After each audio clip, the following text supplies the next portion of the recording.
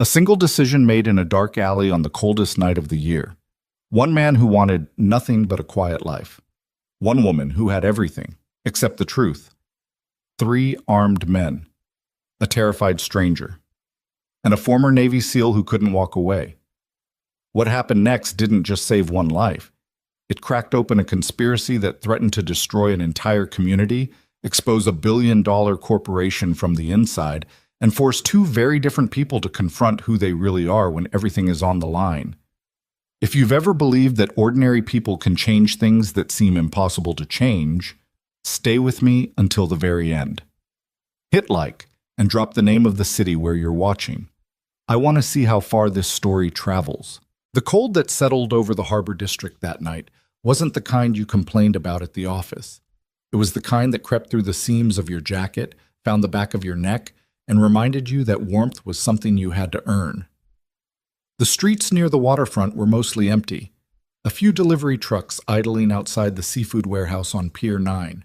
A single taxi with a cracked taillight sitting at the red light on Canton Avenue, its driver asleep with his chin on his chest. Damon Mercer walked the same route he'd walked for 3 years. Down Merchant Street, left on Alcott, across the narrow footbridge over the drainage canal, then the long service alley that ran behind the Harbor Grand Hotel. A shortcut that saved him 8 minutes and let him avoid the traffic signal at 5th, that never seemed to work right in winter.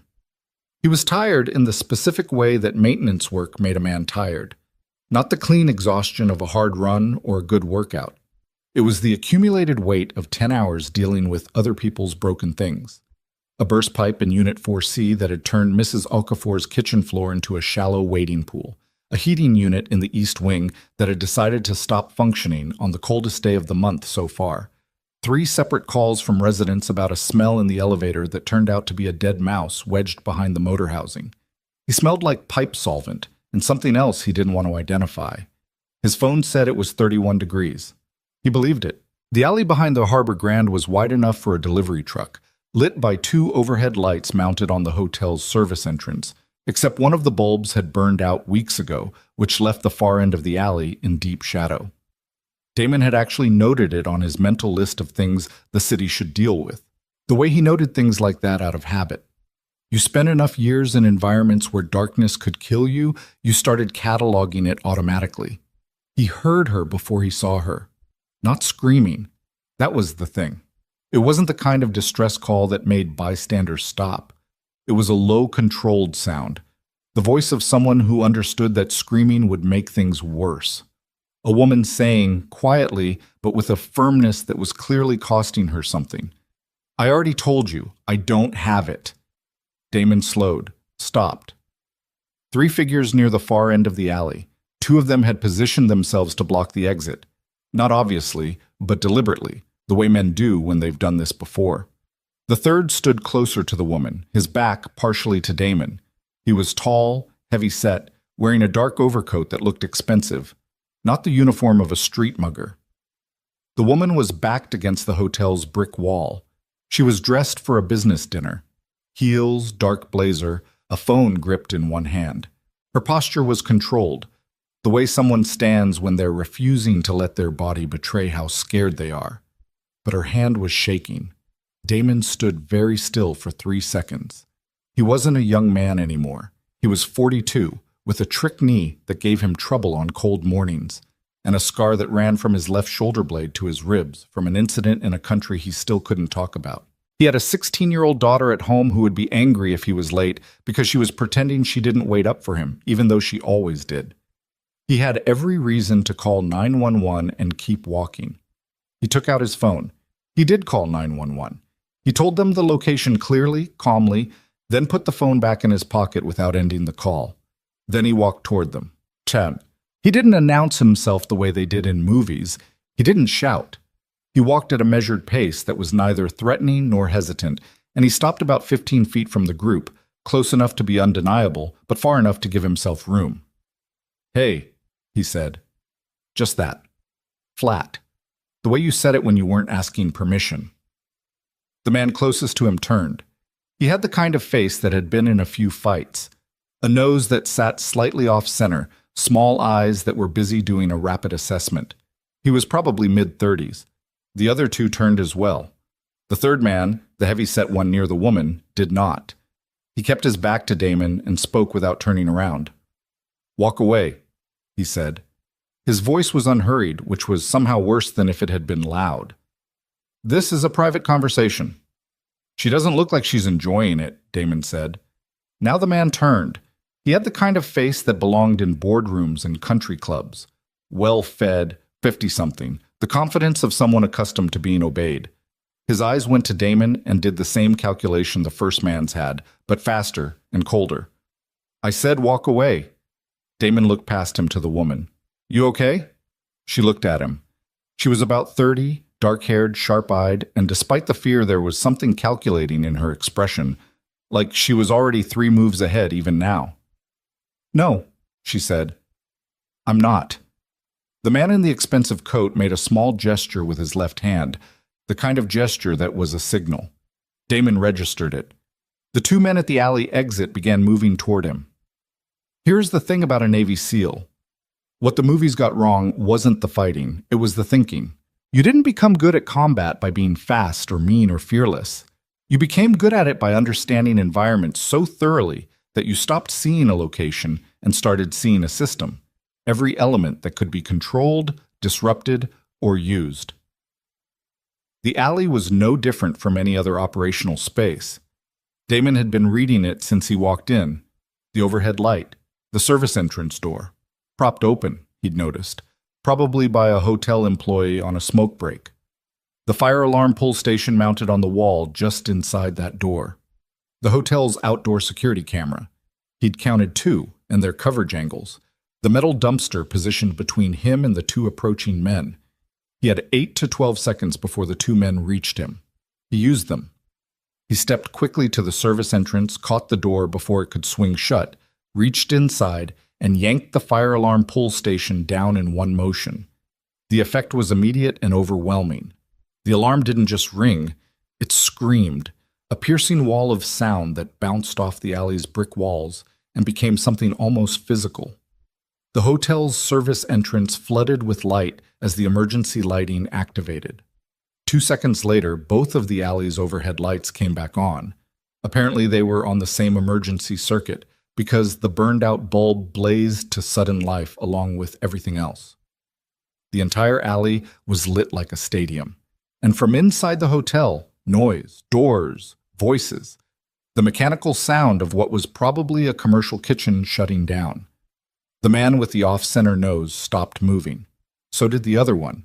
They looked at each other, then at the blazing alley, then at the hotel entrance where a door had just burst open and 3 kitchen workers in white uniforms were piling out, confused and loud.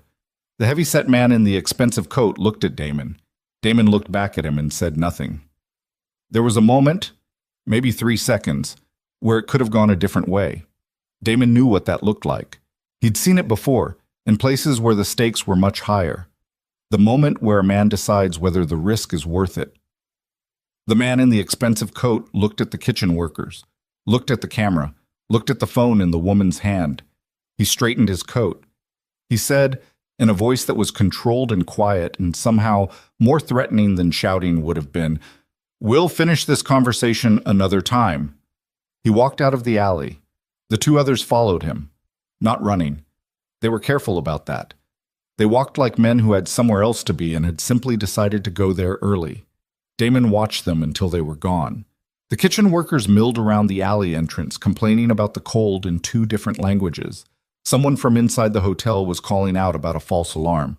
He turned to the woman. But she hadn't moved from the wall. That impressed him, actually. Most people would have bolted toward the kitchen workers, or toward him the moment the other men started walking away. She'd stayed where she was, watching everything, still holding the phone. "They're gone," Damon said. She exhaled. It was the first time she'd let herself do that. "I know." She pushed off from the wall, tested her weight on the heels. One of them had a slight wobble that hadn't been there before. She looked down at it briefly, then up at him. "Thank you." "You hurt?" "No." A pause. Rattled. She said the word like it cost her something to admit it. "Police are on their way. I called before I came over. She looked at him sharply. How long ago? 3, 4 minutes. Something moved across her face, not quite alarm, but close to it. I can't be here when they arrive, she said. He looked at her for a moment. That's an interesting thing to say. I know how it sounds. She met his eyes directly. I'm not the one who is doing anything wrong in that alley, but if I give a statement tonight, certain people will know that I'm here and that I have this. She held up the phone briefly. Before I'm ready for them to know, and that will be a problem. Damon considered this. He was tired, his knee hurt, the alarm was still screaming. You have somewhere safe to go? Yes, I just need to get there. She was already moving, already thinking past this moment. Then she stopped, turned back. The phone. She looked at the device in her hand, then at him, and made a quick, almost reluctant decision. She held it out. Can you hold on to this? I have reason to believe someone has my accounts monitored. If I carry it, it becomes a liability. And I can't. She started to explain and then stopped herself. Please. Damon took the phone. He didn't know why. He probably should have said no. You're going to want to explain this to me at some point, he said. I know. She was already walking toward the far end of the alley, away from the approaching sound of sirens. I'll find you. You don't know who I am, he said. She glanced back once. No, she agreed, but I know where the Harbor Grand is, and I know who pulled that fire alarm. A hint of something in her expression that might, under different circumstances, have been a smile. I'll find you. She rounded the corner and was gone. 2 police officers arrived 45 seconds later. Damon gave a statement. 3 men, he said. Couldn't identify them clearly in the dark. No weapons visible. He'd pulled the alarm to disperse them. The woman had been frightened but uninjured, and she'd left before he could get her name. All of that was accurate. He did not mention the phone. Bad. He was home by 12:40. The apartment was dark except for the lamp in the living room that his daughter Keisha always left on, the one by the couch, where she always pretended to fall asleep doing homework and never fooled him for a second. She was on the couch now, textbook on her chest, headphones half on. She cracked one eye open as he came in. You're late, she said. I know. Pipe burst again? Sort of. He set his tool bag down, took his jacket off, felt the phone in his jacket pocket and left it there. Keisha watched him with the particular alertness teenagers had when they could tell something was off about a parent but hadn't decided yet whether to press it. She was 16 and she'd gotten her mother's eyes, quick and careful, along with his stubbornness, which was the combination that kept him honest because she could read him like a maintenance log. You okay, Dad? Yeah, he said. Just cold. She didn't entirely believe him, he could tell, but she let it go. Warm something up for you? She asked. I got it. Go to bed. She gathered the textbook with the particular exaggerated slowness of someone demonstrating that they're going to bed entirely on their own schedule and not because they were told to. I have a calc test Thursday, she said, as if this was related to the previous conversation. I know. You told me Monday. I'm just saying, I might need you to quiz me. Tomorrow night. She disappeared down the hall. He stood in the kitchen and heated leftover rice and some cold chicken he found in the back of the refrigerator and ate standing at the counter because he was too tired to sit down, which was its own kind of exhaustion. He thought about the woman, the way she'd kept her voice level when she was scared, the way her hands had shaken, but her voice hadn't. The very specific things she'd said about certain people knowing she had the phone before she was ready for them to know. He pulled the phone out. The screen was cracked, not catastrophically, but badly enough that a corner of it was a spider web of broken glass. He could see there was a notification on it. He didn't unlock it. It wasn't his. He set it on the kitchen counter and looked at it while he finished eating. She'll find you, he'd said to himself as he walked home. He hadn't entirely believed it when he said it. In the morning, Damon was up at 5:45 out of habit.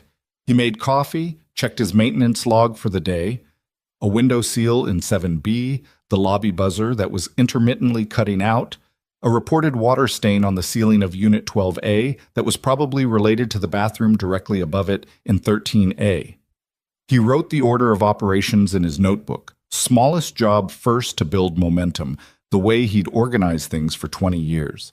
He was in the parking lot by 8, about to start on the window seal, when he heard it. Engines. Multiple, coming down Alcott Street. He straightened up. 3 vehicles. Not the battered sedans and mid-range SUVs that populated Harbor View's parking lot. These were black. New. The kind of clean that came from professional detailing twice a week. 2 of them were identical. The third was a full-size luxury sedan that probably cost more than 2 years of Damon's salary. They pulled in with a precision that seemed excessive for a residential parking lot. People stopped. Mrs. Okafor, who was leaving for her early shift at the school where she worked as a cook, paused with her car keys in her hand. The 2 young guys from Unit 3D, who were usually outside smoking at this hour, went quiet. Even old Mr. Valentino, who was hard of hearing and rarely noticed anything that didn't involve his parking space being taken, looked up from his newspaper. The rear door of the sedan opened. She was dressed differently than she'd been the night before. Dark suit, efficient and expensive. Her hair was up. She looked, in the flat light of a November morning, like someone who ran things. The specific kind of someone who walked into rooms and changed the temperature without raising her voice. She spotted Damon across the parking lot immediately. Behind her, a man in his 40s who had the bearing of a senior executive was saying something in a low voice. She said something back without looking at him, and he stopped talking. She walked across the parking lot toward Damon. He stood there with a tube of window sealant in his hand and waited. "You said you'd find me," he said when she was close enough. "I did." She stopped a couple feet away. In the daylight, she looked like she'd slept about as well as he had, which was to say, not very well. But she was put together in the careful way of people who'd learned to function on limited rest without advertising it. "I wanted to return this in person." She held out a new phone, still in the box. "And I wanted to explain." "You're the one who owns this building," Damon said. She didn't look away. "My company does. Ashford Property Group." "Victoria Ashford." "Yes." He looked at the phone in her hand, then at the one still in his jacket pocket, then back at her. Around them, he could feel the weight of the parking lot's attention. Everyone watching, everyone quiet. These were people who'd gotten eviction notices, people who'd been told repeatedly that their maintenance requests couldn't be addressed due to funding constraints, that rent increases were necessary, that the property was under review. They were looking at the woman responsible for all of that, and Damon was looking at the woman from the alley and trying to figure out which version of her was the real one. "You want to tell me," he said slowly, "what was on that phone? Because I didn't look at it. But I've been thinking about what you said, about people finding out before you were ready. And I've been thinking about who those men were last night, and I'm starting to think they weren't muggers." Victoria Ashford looked at him for a long moment. Then she said, "No, they weren't." A long pause. "Can we go somewhere and talk?" she asked. "Somewhere private." Damon looked at the tube of window sealant in his hand, at the maintenance log in his back pocket, at Mrs. Okafor, who was still standing by her car and watching with the particular expression of a woman who had learned a long time ago to pay attention when something unusual happened near her home. "There's a break room inside," he said. "It's nothing special." "That's fine," she said. He turned toward the building. After a moment, she fell into step beside him. The parking lot exhaled around them. Seats. The break room was exactly what he'd said it was. A folding table, 4 chairs that didn't match, a coffee maker that had seen better days, and a window that looked out on the east wall of the building next door. He poured 2 cups without asking. She took hers and wrapped both hands around it like she was cold, which maybe she was. He sat down across from her. She put the cracked phone on the table between them. "The men last night work for a man named Gerald Sutton," she said. "He's my executive vice president of property development. He's worked for the company for 11 years. I trusted him completely." She said this last sentence the way you said something you were still trying to understand, the words working out the shape of a new and unwelcome reality. 3 weeks ago, I discovered a series of financial discrepancies in the Harbor View accounts. I started asking questions. I asked them quietly because I didn't yet know who I could trust. She looked at the phone. 4 days ago, someone sent me an anonymous file. I opened it in a hotel room in Seattle, on that phone, because I was traveling and didn't want it connected to my company devices. What I saw, she stopped. What was in it? Damon said. She looked at him. Enough to destroy people, she said. Including possibly me. The coffee maker clicked and settled in the corner. They must have tracked the phone, she said. Sutton's people. They knew I was at the Harbor Grand last night. They wanted the device before I could get the contents to anyone. Damon was quiet for a moment. Then, what did I save last night? You or evidence? The question sat on the table between them like a third cup of coffee. Victoria Ashford met his eyes. Both, she said. And I think this building, your building, these families, they're the reason that evidence exists in the first place. Outside the window, Damon could hear the parking lot slowly returning to life. Car doors, an engine turning over. The sound of ordinary morning business resuming in a building full of people who didn't know yet that something had just changed. He looked at the cracked phone. Start from the beginning, he said. Victoria talked for 47 minutes. Damon let her. He'd learned a long time ago that the most important thing you could do when someone was trying to explain something complicated was to stay quiet and let the shape of it emerge on its own. Interrupting too early just made people defensive, and defensive people stopped telling you the truth.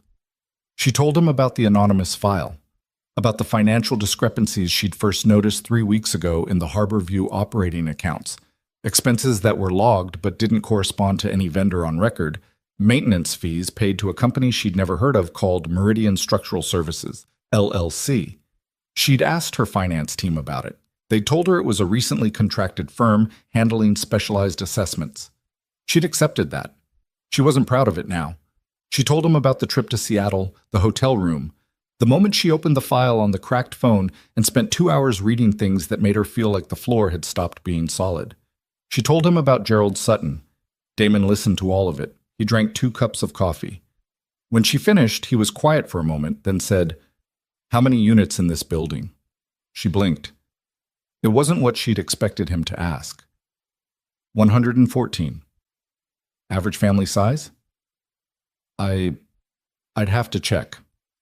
3, he said. Give or take. Some are singles, some are couples. The Nguyen's in 9C have 5 kids.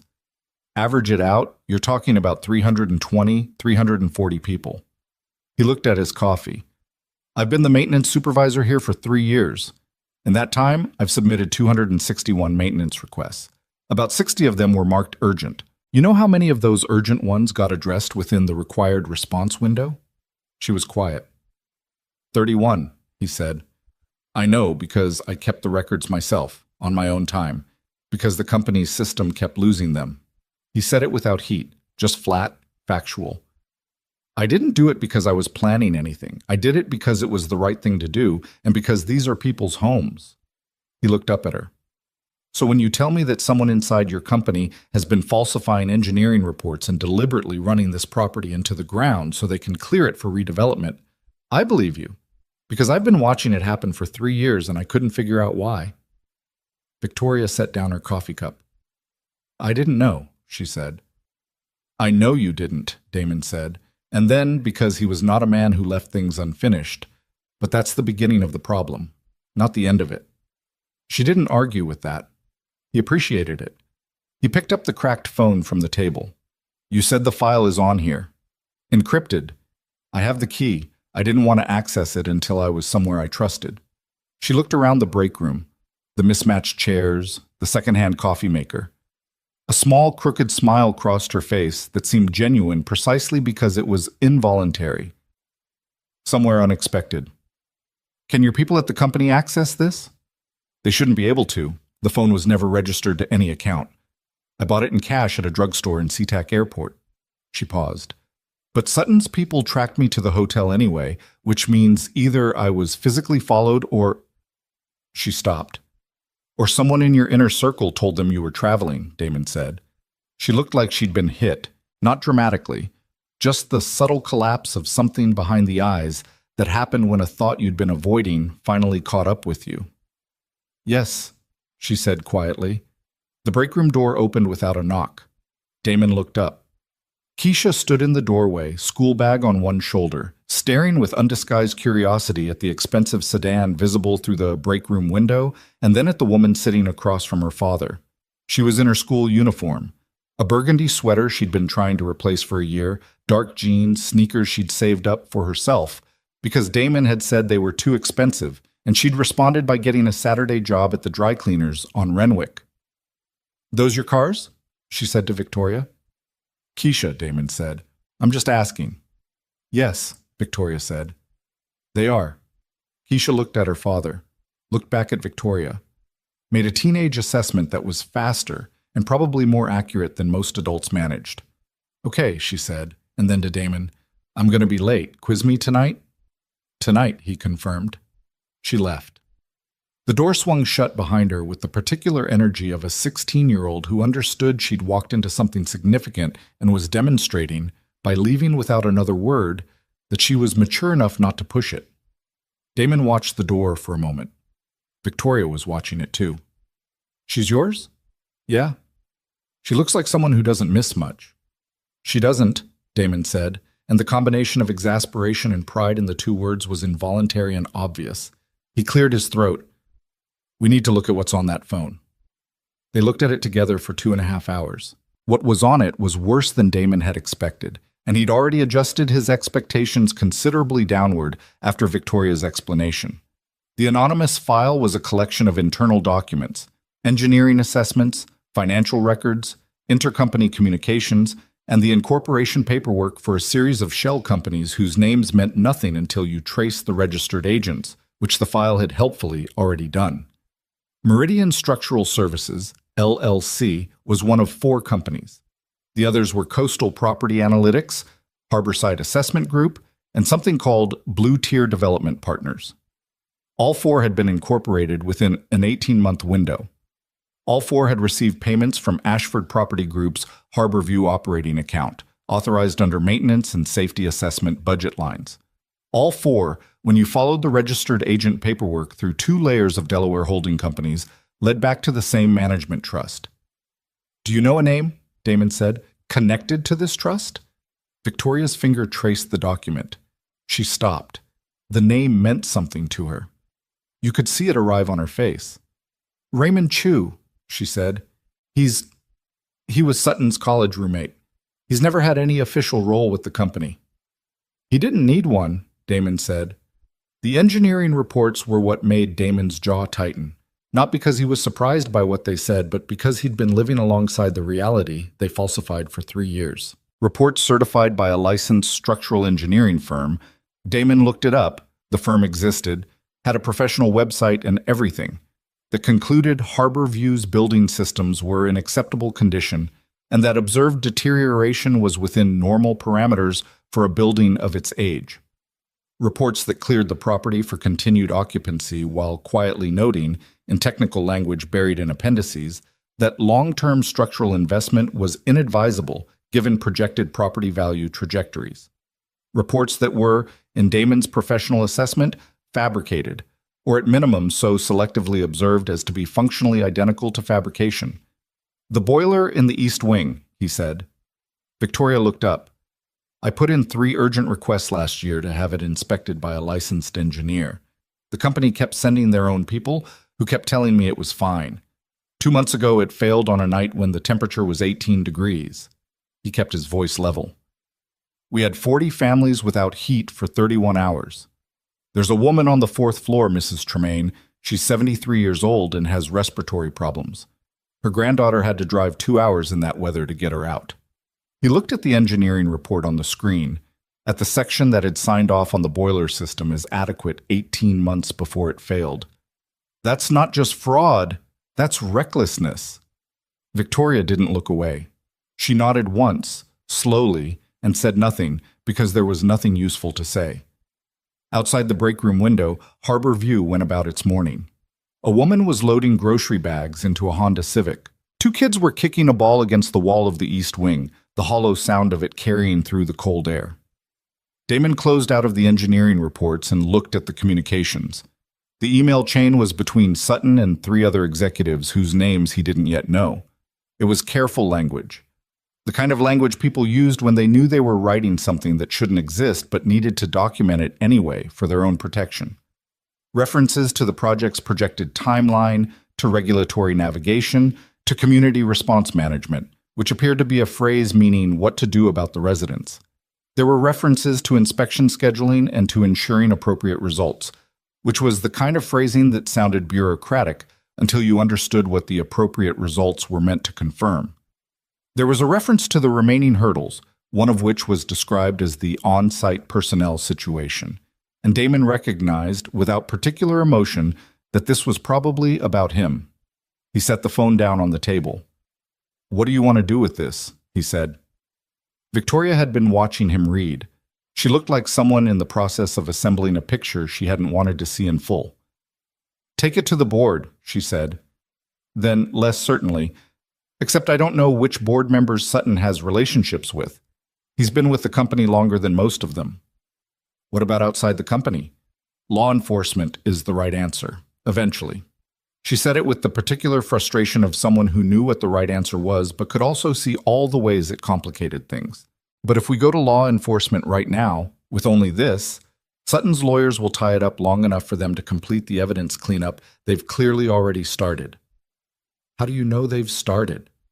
"Because 3 weeks ago, when I first noticed the financial discrepancies, I asked a member of my finance team to pull the original vendor contracts for Harbor View maintenance expenditures. She picked up her cup, found it empty, set it back down. 2 days later, she told me the files had been archived due to a system migration, and retrieval would take 4 to 6 weeks. She looked at Damon steadily. "We don't do archive migrations in November. Not ever. It's end-of-year reporting period." Damon nodded slowly. He was starting to see the full shape of it. "So they're already moving." "They know I have the phone. They didn't get it back last night. That means they're either going to accelerate, push the project forward before I can do anything, clear the property quickly and present the redevelopment as a fait accompli, or they're going to try a different approach to getting rid of the evidence." She paused. "Or both. How much time do we have?" "If they accelerate the project," she thought about it, "the next scheduled building inspection is in 6 weeks. If they can get a sympathetic inspector to flag this building as structurally unsound, they can begin emergency relocation procedures, which under city code don't require the same resident notification period as a standard eviction." "Emergency relocation," Damon said it quietly. "That's the play. Get an inspector to condemn the building, clear it out. Once the residents are scattered, the legal process to keep them out is a lot easier than evicting them from their homes." "Yes." He was quiet for a moment. Outside, someone had turned on a radio. He could hear it faintly through the window, tinny and indistinct. Then he said, "I have maintenance records going back 3 years. My own records, not the company's. Actual dates, actual conditions, photographs I took myself of repairs I made and work orders I filed. It's all in a folder in my apartment." Victoria looked at him. "I kept them in case I ever needed to defend myself if something went wrong and the company tried to put it on me," he said. "Standard practice. I've been doing this long enough to know you document everything." He paused. "Turns out the documentation might be useful for a different reason." Yes, that could be significant. It's not enough on its own, but it establishes a paper trail that contradicts the engineering reports. A real engineer, an independent one with no connection to any of Sutton's shell companies, could look at the discrepancies between what I documented and what those reports certified and have a lot of questions. Do you know anyone like that?" "No," Damon said. "Do you?" She thought for a moment. "I went to grad school with a woman named Paula Reyes. She runs an independent structural assessment firm in this city. I haven't spoken to her in years. She has no business relationship with Ashford Property Group. I know that for certain because I've seen the approved vendor list." A pause. "She's also not the kind of person who would agree to look at something sensitive as a favor. She'd need to be approached honestly." "Then approach her honestly." If I approach her, Sutton's people may notice. Then I approach her, Damon said. Victoria looked at him. Why would you do this? You don't know me. This isn't your fight. Damon picked up the empty coffee cups and stood up. He took them to the small sink in the corner, rinsed them, set them upside down on the edge. A maintenance man's habit. You cleaned up after yourself because nobody else was going to. Then he turned around and looked at her. Mrs. Okafor has worked the morning shift at Lincoln Elementary for 14 years, he said. She saved enough to put her daughter through the first 2 years of community college. She told me 6 months ago she wasn't sure if she could afford to move if the building was sold because the rents in this neighborhood have changed, and what she pays here, she couldn't find that anywhere else. He stopped. Her daughter's name is Amara. She wants to be a nurse. A pause. The Nguyen's have been here 12 years. Their oldest son was born in that unit. He's 12 now, and he plays chess, and I beat him sometimes when I'm fixing something in their apartment, and he can't resist showing off. Another pause. Mr. Valentino is 78. He moved to Harbor View the same year his wife died because the apartment was manageable and the neighbors were decent. He has emphysema. If you disrupt his life at this point, at his age, that's not a practical problem. That's something else. He looked at her without apology. So yeah, it's my fight. These are my people. Victoria Ashford sat at the folding table in the break room of a building she owned and looked at the man who'd spent 3 years fighting quietly for the people who lived in it, and she said nothing for a long moment. Okay, she said finally. Okay, Damon said. Who else do you trust inside your company? Not who you think you trust. Who you know. She thought about it seriously. This was not a woman who gave careless answers. My assistant, Marcus. He's been with me personally for 4 years. He doesn't report to Sutton's division and has no reason to protect him. She hesitated. And possibly my general counsel, Ellen Marsh. She's meticulous and she doesn't like Sutton, but I'm not certain. Can you get to Marcus without going through your normal office channels? I can call him on a personal line. Do that. Tell him you need him to compile the complete original vendor approval records for Harbor View, not the archived ones. Anything that was approved through your office directly. Anything that had your signature. Don't tell him why yet. Why? Because if what you're thinking is true, about someone in your inner circle tipping Sutton off, the fewer people who know the full picture right now, the better. We give people tasks, not context. They can't expose what they don't know. She looked at him with an expression that was difficult to read, something between reassessment and the very specific discomfort of being organized by someone she'd walked in intending to help. You've done this before. Not this, he said, but something like it. The moving parts are different. The principle isn't. She picked up her own phone, the new one, not the cracked one, and started to dial. Then she stopped. I need to tell you something else, something I didn't include in what I told you earlier. He waited. In the file, there's documentation of approvals, budget authorizations, safety system modifications, sign-offs. Some of them have my signature. She said it without covering it with anything. Just put it on the table between them, the same way she'd put the cracked phone there an hour ago. I don't remember authorizing some of them. I believe they were either forged or submitted under authorization frameworks that I signed without understanding the specific application. But I don't know yet which ones I actually signed and which ones I didn't. The room was very quiet. That's the thing that kept me up last night, she said. Not the men in the alley. That. Damon looked at her for a moment. Does it change what you're going to do? She blinked. I mean, he said, does it change whether you're going to expose this? Something settled in her face. Decided. No. Then we deal with that when we get there, he said. Make your call. She nodded and dialed. While she talked to Marcus in a low, careful voice, Damon stepped outside the break room and stood in the hallway for a moment. He could hear the building around him, footsteps above, a television somewhere, the particular sound of Harbor View doing what it always did, ordinary life inside a place that somebody had decided was more valuable empty than full. He took out his own phone. He had a number for an independent investigator, a woman named Serena Vance who'd done some work 3 years ago on a workers' comp case that had tangentially involved the building. She was sharp, discreet, and she didn't like being lied to. which was the quality he most wanted right now. He didn't know if she'd take this on. He also didn't know exactly what he was asking her to take on yet, which was its own problem. He called her anyway. She picked up on the third ring. He heard road noise in the background. "Mercer," she said. "It's been a while." "Yeah," he said. "I've got something. It's complicated, and it might get messy." A brief pause. "How messy?" "Corporate fraud, falsified safety records, possible evidence destruction in progress, and at least 3 men willing to corner a woman in an alley to get a phone back." Silence.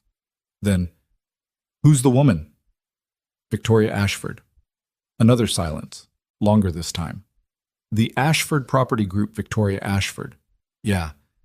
And she's talking to you because it's a long story. It always is with you." He heard the turn signal click in the background. "I'm going to need to hear all of it. How soon can you get to Harbor View?" "Hour and a half," she said. "Maybe 2. Traffic on the connector is stupid today. Break room on the ground floor. Come to the side entrance on Alcott. Don't park in the main lot." "You think someone's watching the building?" "I don't know yet," Damon said. "I'd rather operate like they are."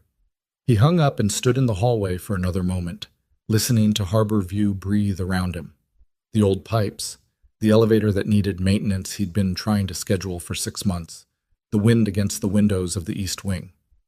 300 and some people going about their Tuesday morning without knowing yet that the ground underneath everything they'd built here was shifting. He went back into the break room. Victoria was off the phone. She looked up at him when he came in, and there was something different in her face now than there had been an hour ago. Not relief exactly, more like the specific quality of someone who had stopped calculating whether to act and started calculating how. "Marcus is pulling the records," she said. "He'll have them by this afternoon." "Good." Damon sat back down. "I called someone who can help. She'll be here in a couple hours." "Who?" "Independent investigator. She's thorough, and she's got no connection to your company." Victoria nodded. Then she looked at the cracked phone on the table. "Those men last night, Sutton sent them, but someone had to tell him I was at the Harbor Grand, and the only people who knew my travel schedule were my assistant, my driver, and—" She stopped. Her jaw tightened. "And my executive assistant, Claire." She said the name carefully. "She's been with the company for 6 years. She transferred into my office from Sutton's division 3 years ago." Damon said nothing. He let her work through it. "She's the one who told me the file archive migration was standard procedure," Victoria said quietly. The coffee maker clicked again in the corner. Outside the window, the woman with the Honda Civic had finished loading her groceries and was backing carefully out of her space, one hand on the wheel, the other resting on the edge of the open window, even though it was cold. Ordinary Tuesday. Ordinary life. Oh, and underneath it, something that had been rotting for longer than anyone had admitted. "We start tonight," Damon said. "My records, your file, your contact at the engineering firm, and Serena. We build a complete picture before they have time to bury what's left." He looked at her steadily. "Once we start moving on this, we don't stop. We stop. We lose the momentum. We lose momentum. They have time to regroup, and we lose the window." "I understand." "One more thing," he said. She waited. "The residents here, they're going to need to know what's happening. Not everything, not yet, but enough. Because if Sutton moves to accelerate the inspection, or if there's any kind of legal action in the next few weeks, the people in this building need to be prepared, not blindsided." He held her gaze. "That's non-negotiable for me." She met his eyes, didn't flinch. "Agreed." He stood up. She stood up. They were both tired, and neither of them was going to say so. "I've got a window seal to fix in 7B, he said. "Then I'll get my records together." He picked up the cracked phone and held it out to her. "Keep this somewhere safe, not in your bag, not anywhere they'd expect." She took it. Her hand was steady this time. "Where then?" He thought for a second. "You got anything with you that nobody would open? A personal bag, a jacket pocket, something unremarkable?" She looked down at herself. Professional suit, minimal accessories. Then she reached into the inside pocket of her blazer and produced a small, hard case, the kind people use for reading glasses. She opened it, took out the glasses, tucked the phone in, snapped it shut. Simple. Invisible. He nodded. She walked toward the break room door, then paused with her hand on the frame and looked back at him. In the gray morning light through the small window, she looked less like the CEO of anything and more like someone standing at the edge of something large and irreversible, trying to find their footing. "For what it's worth," she said, "I'm sorry. For all of it. The maintenance request, the boiler, Mrs. Tremaine," he said. "Mrs. Tremaine. All of it." She said it without dressing it up. "I know that doesn't fix anything." "No," he said, "it doesn't." A pause. "But it's a place to start." She left. He heard her heels on the hallway floor, and then the side door, and then the sound of a car door and an engine, and then Harbor View settling back into the ordinary sounds of itself. Damon stood in the break room alone for a moment. He thought about Keisha, who would be in first period by now, probably already thinking about the calc test. He thought about the maintenance log in his back pocket, and the window seal in 7B, and the 261 maintenance requests he'd filed that had been ignored by people who'd already decided this building had a different future than the people in it knew. He picked up his tool bag. He went to fix the window. Serena Vance arrived at Harbor View at 11:40, 40 minutes later than she'd estimated, which she blamed on the connector and a fender bender near the 5th Street interchange.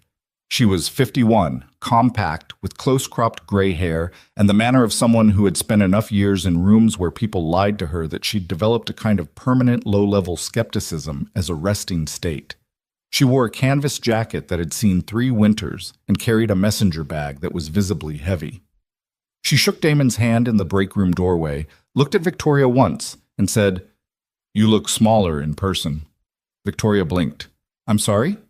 "Your company headshot. You look taller in it." She sat down without being invited and pulled a legal pad from her bag. "Okay, start from the beginning, all of it." So they did. By the time they'd finished, it was past 1 in the afternoon. Serena had filled 4 pages of her legal pad with notes written in a cramped hand that probably only she could read. She hadn't interrupted much. When she did, her questions were specific and technical. Dates, document reference numbers, the exact language used in the shell company registrations. The kind of questions that told you she was building something, not just listening. When they finished, she looked at her notes for a long moment, tapping the end of her pen against the pad in a slow, irregular rhythm. "The engineering firm," she said finally. "The one that certified the false reports. Coastal Engineering Associates?" "Yes," Victoria said. "I know that name." Serena said it without particular expression. "They came up in a municipal parking structure case 2 years ago. The certification on a post-tension inspection was questioned. The city let it go, but the original complaint is public record." She looked up. "That's a pattern. 1 incident is an anomaly. 2 incidents is something worth showing a judge." "Can you access the original complaint?" Damon asked. "Already in my head. I'll pull the documentation tonight." She flipped back a page on her legal pad. "The shell companies. You trace them to this Raymond Chu through the registered agent paperwork. You're confident in that chain?" "The file is thorough," Victoria said. "Whoever sent it knew what they were doing." "Which brings us to the whistleblower." Serena looked at her. "You have no idea who sent it?" "None. Anonymous file sent to a phone you bought with cash, to an email address, a temporary address I created the day before I got on the plane to Seattle. I've never used it before." Serena nodded slowly. "So whoever sent it knew you were going to Seattle, knew you well enough to reach you through a channel that didn't exist until 24 hours before they used it, and had access to documents that would have required significant internal access to compile." She paused. "That's not someone on the outside looking in. That's someone inside Sutton's operation who decided to burn it down." The break room was quiet. "Or someone who'd been documenting it themselves for a long time," Damon said, and finally found a moment when the timing made sense. "Either way," Serena said, "they're the key. Because the file gives us a roadmap, but a whistleblower who can testify from personal knowledge, that's what actually moves a case." She closed the legal pad. "You need to find them." "How?" Victoria said. "The file itself. There'll be something in how it was assembled. The selection of documents, what was included, what wasn't.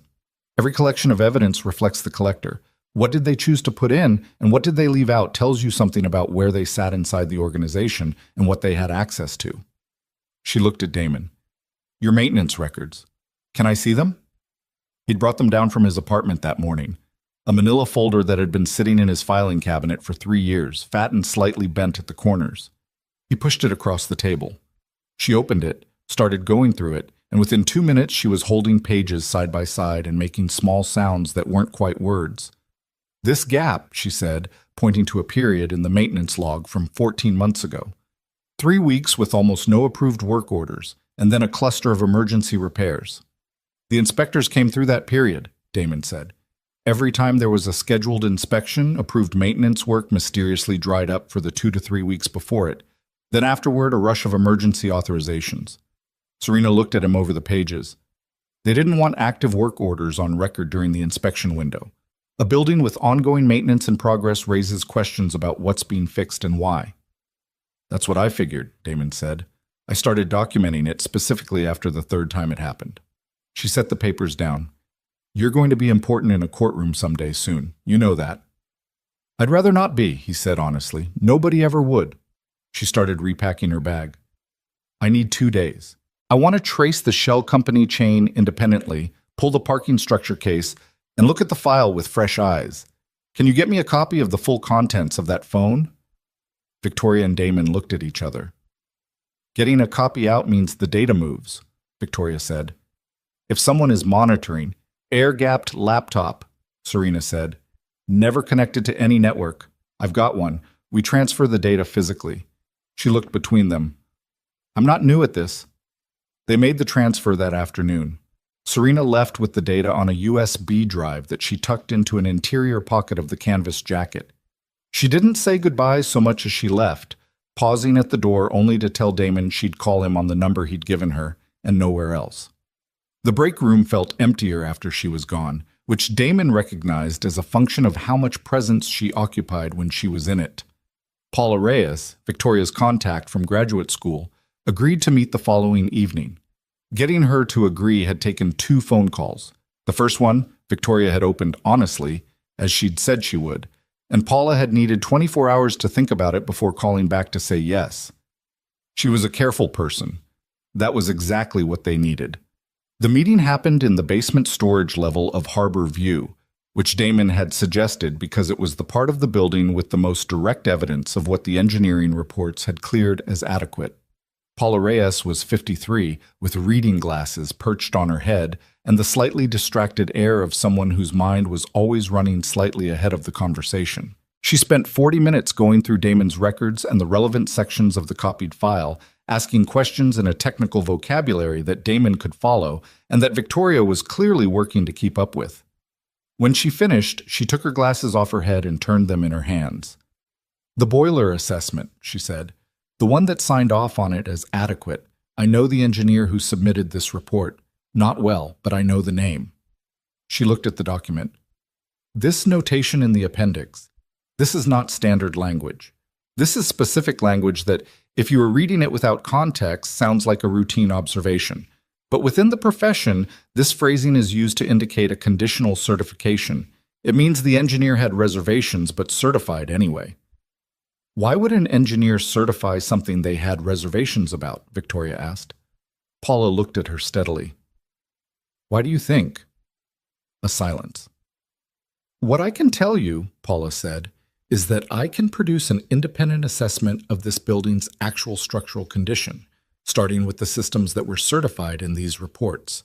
If my findings contradict the certifications, and based on your maintenance records, I expect they will, significantly, then that's a direct evidentiary challenge to the engineering reports." She put her glasses back on her head. "It'll take me about 10 days. "We may not have 10 days, Damon said. "I understand that, but a rushed assessment is a compromised assessment. If I'm going to be useful to you, I need to be thorough." She looked at him with the patient firmness of someone explaining something obvious without being condescending about it. 7 days. I'll push." 7 days. Damon did the math in his head. 6 weeks until the scheduled inspection, minus whatever head start Sutton's people might already have in accelerating it. 7 days was not comfortable, but it was workable if nothing else moved in the wrong direction. Nothing else moved in the right direction for the next 4 days. Then 3 things moved at once, and none of them were in the right direction. The first was that Marcus, Victoria's assistant, called her on the personal line to tell her that the Harbor View vendor files she'd asked him to pull had been marked as transferred to off-site storage by an authorization he didn't recognize. The authorization was dated 4 days ago, 1 day after Victoria had called him. Someone had been watching what he was doing, or had anticipated it. The files were gone. The second was that Damon came out of his apartment at 7 in the morning to find that the door of his building's maintenance office had been forced. Whoever had done it was long gone. The filing cabinet was intact. He'd moved the originals of his personal records to his apartment the day after Victoria's first visit, a decision he'd made without fully articulating why, just a low instinct that said keep what matters close. But the company maintenance files had been gone through. Several folders were disordered in a way that suggested someone looking for something specific. He called Serena before he called anyone else. She listened without interrupting.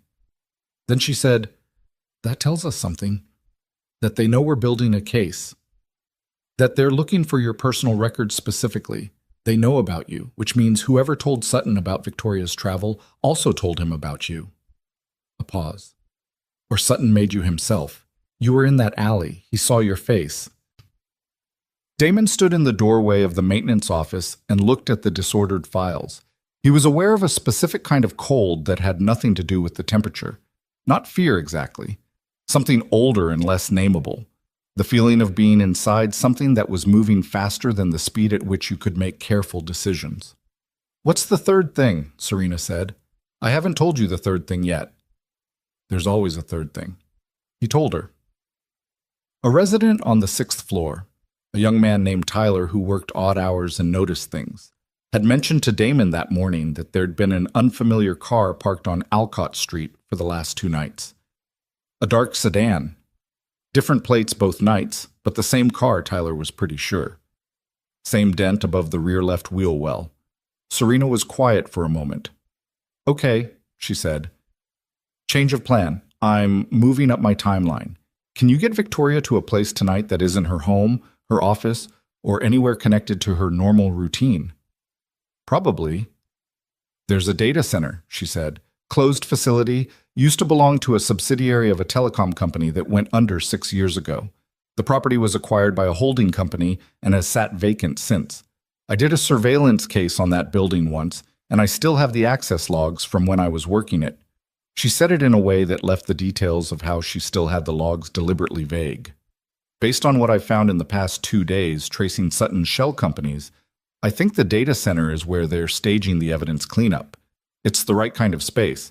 Off the books, secure, nobody looking at it." "You think the evidence is there?" "I think what's left of it is there. And I think if we don't get to it in the next 48 hours, it won't be there anymore." Damon was quiet for a moment. "We're talking about entering a private facility." "The property title is a mess," Serena said. "I'm not certain it's legally private in any clear sense. The holding company that owns it has 3 outstanding code violations and no active occupancy permit." Another deliberate vagueness. "I'm not telling you to break the law, Mercer. I'm telling you that I'm going to that building tonight and that I thought you might want to come." "What about Victoria?" "I thought about that. She needs to see what's in there herself. If there's what I think there is, she needs to be a witness, not a recipient of a second-hand account, for what comes after." A pause. "But it's her call." Damon called Victoria. He told her the situation plainly, without softening it. She listened without interrupting. He'd noticed she did that, the same way he did. Didn't interrupt when it mattered. When he finished, she said, "I'll be there. You understand what this is?" "I understand," she said. "I'm not asking anyone to protect me from it." The data center was on the eastern edge of the Harbor District, where the warehouses and light industrial buildings thinned out into the kind of blocks that were neither residential nor commercial, just the leftover geography of a city that had repurposed some of its old industrial land and not yet gotten around to the rest. The building was 5 stories, brick and glass, the glass dark, some of the windows on the upper floors boarded, a parking structure connected to it on the south side, equally dark. They went in at 10:40 that night. Serena had a key card, old, reprogrammed, that got them through the service entrance. Inside, the building still had emergency power running to certain systems, which meant there was a low baseline of light, and the HVAC made a sound like slow breathing that was somehow worse than silence. Damon went first. Old habit. Serena beside him, Victoria behind. Nobody spoke. Serena had a flashlight. Damon had his phone light. Victoria had neither, but stayed close enough to use theirs. The first 2 floors were empty. Office furniture still in some of the rooms, abandoned mid-use, chairs pushed back from desks as if people had stood up and just not come back. The kind of institutional emptiness that happens fast and leaves everything exactly where it was. The 3rd floor was different. Recent activity. Not subtle about it either. The dust on the floor was disturbed in broad swaths, tracks from multiple people moving equipment, extension cords running from the emergency power outlets to a bank of portable workstations along one wall. File boxes, maybe 30 of them, stacked in a specific order. And against the far wall, a server rack, relatively new, humming with its own quiet purpose. Serena moved to the file boxes first. She opened the top one on the nearest stack, looked inside, and went very still. "Come look at this," she said. Damon and Victoria crossed the room. Victoria looked into the box. Physical documents, printed emails, contract documents, engineering reports. Not the sanitized versions from the file on the phone, but originals. Handwritten notes and margins. Cover sheets with routing information. The paper trail that existed before anyone thought to clean it up. "They pulled the digital files," Serena said quietly, "but someone printed copies before they did. Or didn't realize these physical originals still existed. Whichever it was, they moved them here instead of destroying them. Either because they weren't sure they'd need them, or because destroying physical documents takes more time and more people than deleting files. Or because someone wanted them preserved," Damon said. Both women looked at him. "The whistleblower," he said. "The person who sent Victoria the anonymous file. If they were inside this operation, they would have known about this location. They might have been the one who compiled these boxes in the first place." He looked around the room at the systematic organization of the file boxes, the specific order of them. "This isn't staged for destruction. This is staged for retrieval." Serena was already photographing the box contents with her phone. "We take what we can carry, photographs of everything else." "No." Victoria's voice was different than it had been a moment before. She was looking at the documents in the box, and her face had the quality of someone reading something they already knew they would find but had hoped they wouldn't. She reached in and pulled out a single document. A budget authorization form. She held it in both hands. Her signature was at the bottom. Not a forgery. She could tell. The pressure of the pen, the specific way she looped the A in Ashford. Her actual signature. Damon watched her read it. She turned to the next page. Another authorization. Her signature. Another. She went through 6 documents without speaking, her face doing the work of someone doing arithmetic on a problem they don't want to solve. Then she set them back in the box and stood very still. "How many of them?" Damon said. "At least 6 that I can see." She said it steadily, but the steadiness was a thing she was maintaining through effort. "There may be more." She set her hands flat on the top of the file box and looked at them for a moment. "These aren't forgeries. I signed these. I don't remember the specific documents. I signed hundreds of budget authorizations in a month. But these are real." Serena stopped photographing. The room was very quiet except for the HVAC. "What do they cover?" Damon asked. "Safety system modification approvals." Victoria's voice was flat. 3 of them cover the authorization to defer maintenance on the fire suppression system in the East Wing pending assessment. 1 covers... She stopped, picked it up again. "1 covers the deactivation of the emergency pressure relief system on the boiler." She put the document back down. Damon thought about the boiler failure, the 31 hours. Mrs. Tremaine at 73, being driven out at 2 in the morning in 18-degree weather by her granddaughter. He didn't say anything. "I signed these as routine budget items," Victoria said. "They would have been in a stack of authorizations. Sutton's team controlled the preparation of the authorization packages that came to my desk. They would have worded these to appear routine. Deferral pending assessment is standard language in property management. It doesn't flag as dangerous without context." She turned to look at Damon directly. "But I signed them." I know, he said. And if this goes public, when this goes public, my signature on these documents will be part of the record. I can explain the context, but I can't make my signature disappear. She picked up the boiler authorization again and looked at it, and replaced the file entries with amended versions. It would take about 6 hours. She looked at him. Her voice was completely neutral. I could have Sutton and everyone else on the record and get my name out of it. I know, Damon said again. I'm not going to do that. I know that too. She set the document back in the box. I just needed to say it out loud, that the option existed. A pause. And that I'm not taking it. Serena looked between them for a moment. Then she went back to photographing documents without comment, which was its own form of acknowledgement. Damon looked at Victoria for a moment.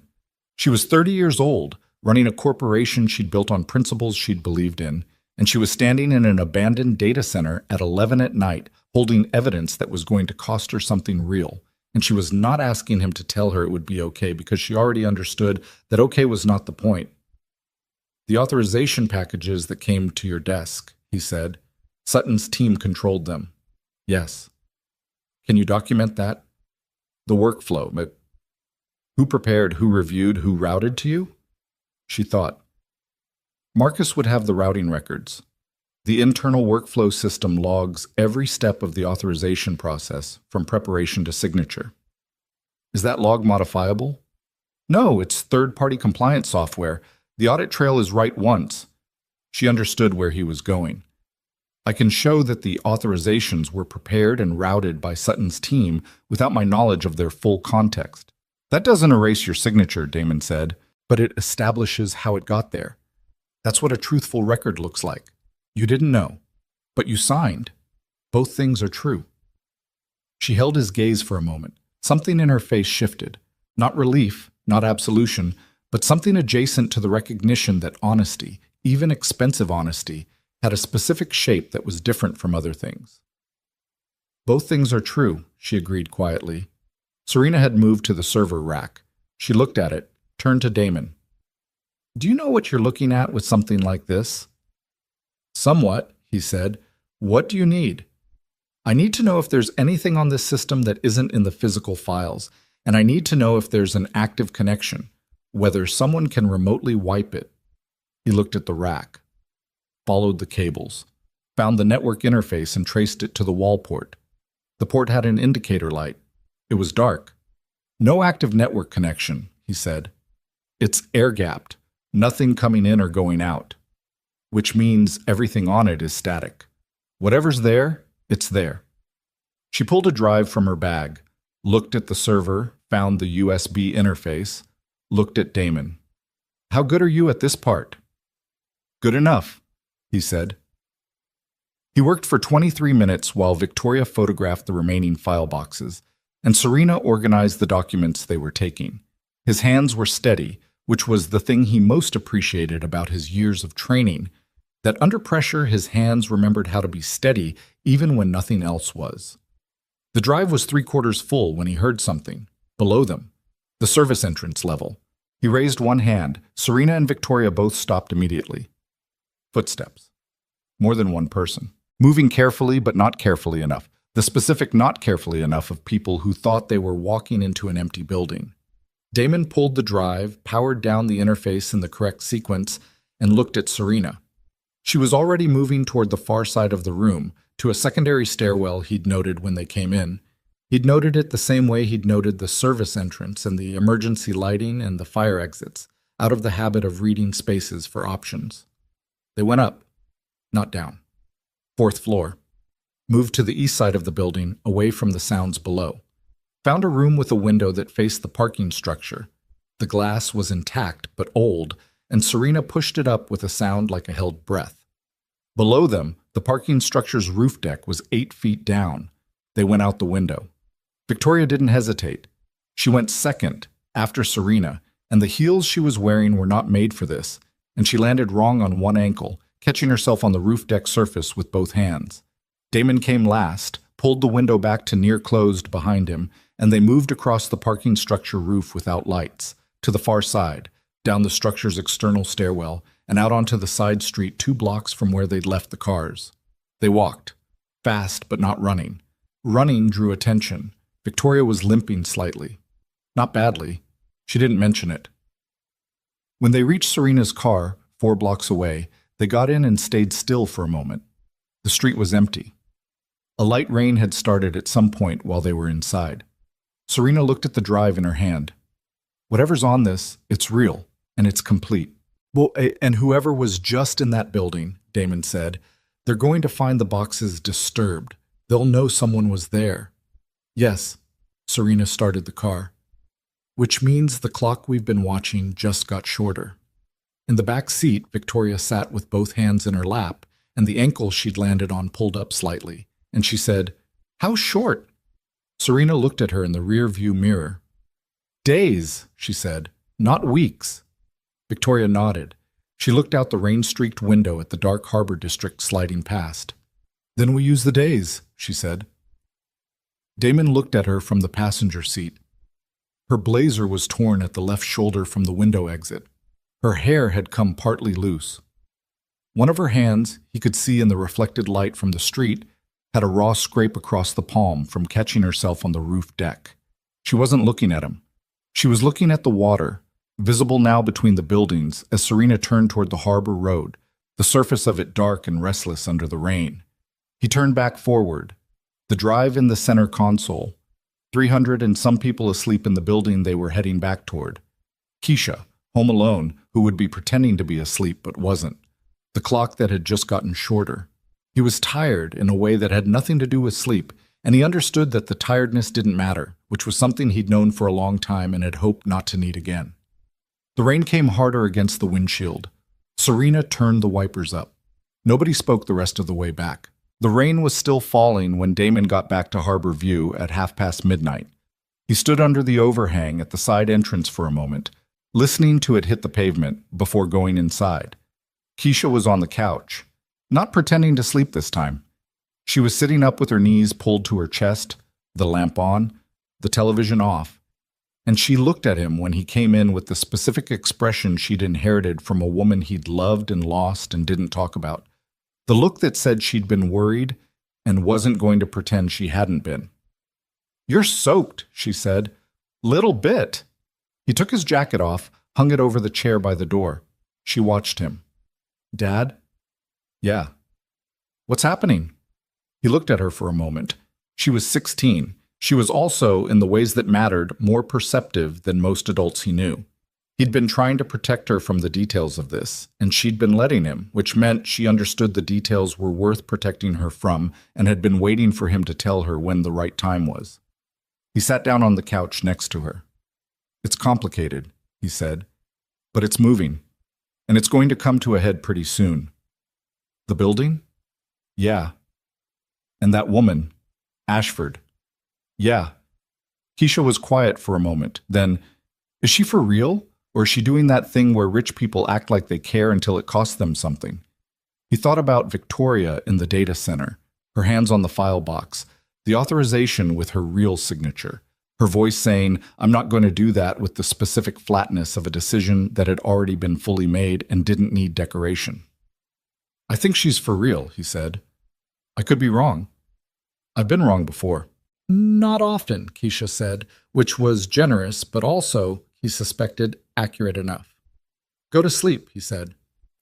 "You've got school." She unfolded herself from the couch, stopped at the hallway.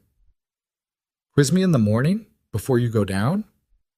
"Set your alarm for 6.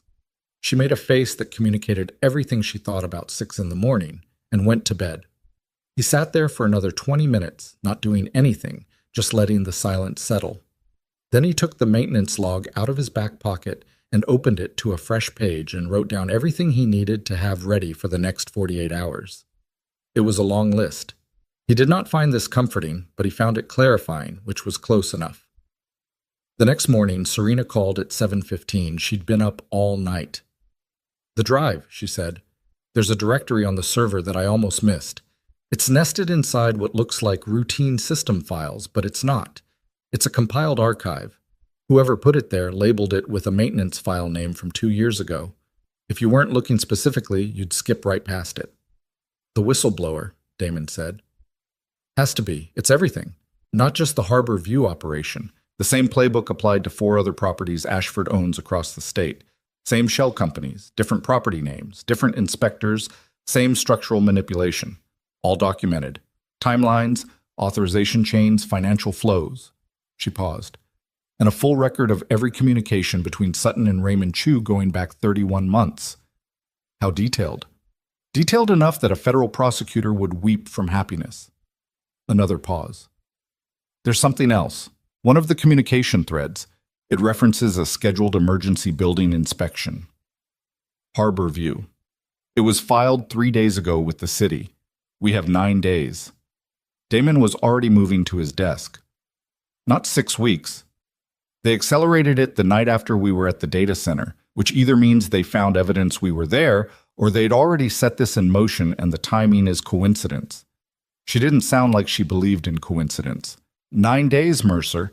The board meeting has to happen before the inspection. He called Victoria. She picked up on the second ring.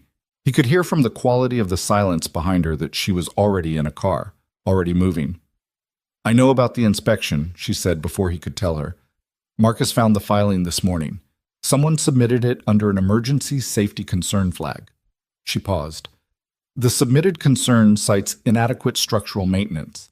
It references 3 specific systems, all 3 of which were cleared by Coastal Engineering Associates in their last certification. The same certifications Paula is going to refute. Paula finished early, Victoria said. She called me an hour ago.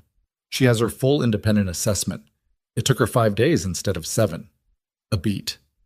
She found violations in every system Coastal Engineering cleared. The boiler pressure system, the fire suppression in the east wing, the load-bearing inspection on the south stairwell. All of it. Her voice was controlled but tight. The south stairwell, Damon, that's 200 people using it every day. He let that sit for a second. We need to call an emergency board meeting. I'm already working on it. I have the authority to call one with 48 hours notice under the company charter. I'm invoking it this morning. She took a breath. I need you to be there.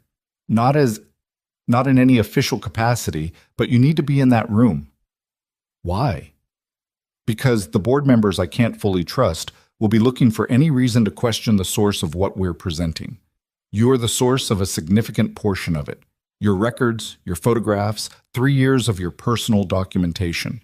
If you're not there to present it yourself, it becomes secondhand testimony that Sutton's allies can challenge. A pause. And because you've earned the right to be in that room.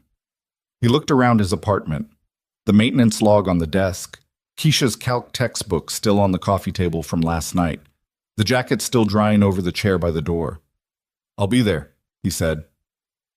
The 48 hours between that call and the board meeting were the kind of hours that didn't pass the way normal time passed. They moved in 2 registers at once, the practical, task-oriented register of preparation, and underneath it, a low continuous frequency of tension that didn't let you forget what was coming. Damon spent the first day compiling his presentation materials with Serena.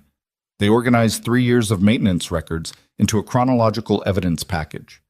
Serena cross-referenced every disputed engineering certification with the corresponding dates in Damon's logs, producing a side-by-side comparison that made the discrepancies visible even without technical training. Paula Reyes provided a written executive summary of her independent assessment, 4 pages of clear technical language that translated into plain English without losing precision. Marcus pulled the workflow routing logs for every authorization package that had come through Victoria's office in the past 3 years. The Right Once compliance system records that showed exactly who had prepared each document and under what authorization level before it reached Victoria's desk. Gerald Sutton, they knew, was aware something was happening. Victoria had been careful with the board meeting notice. The agenda listed it as a quarterly governance review, which was unusual in timing but not without precedent. What she couldn't hide was the timing itself, the sudden invocation of emergency charter authority. By the end of the first day, Marcus reported that Sutton had requested copies of the agenda twice through different administrative channels. On the evening before the board meeting, Victoria called Damon from what he guessed was a hotel room. The ambient quality of the silence was different from her car, more contained. Sutton requested a pre-meeting conversation with me this afternoon, she said. I declined. Smart. He sent a message through my general counsel, Ellen Marsh, the one I mentioned.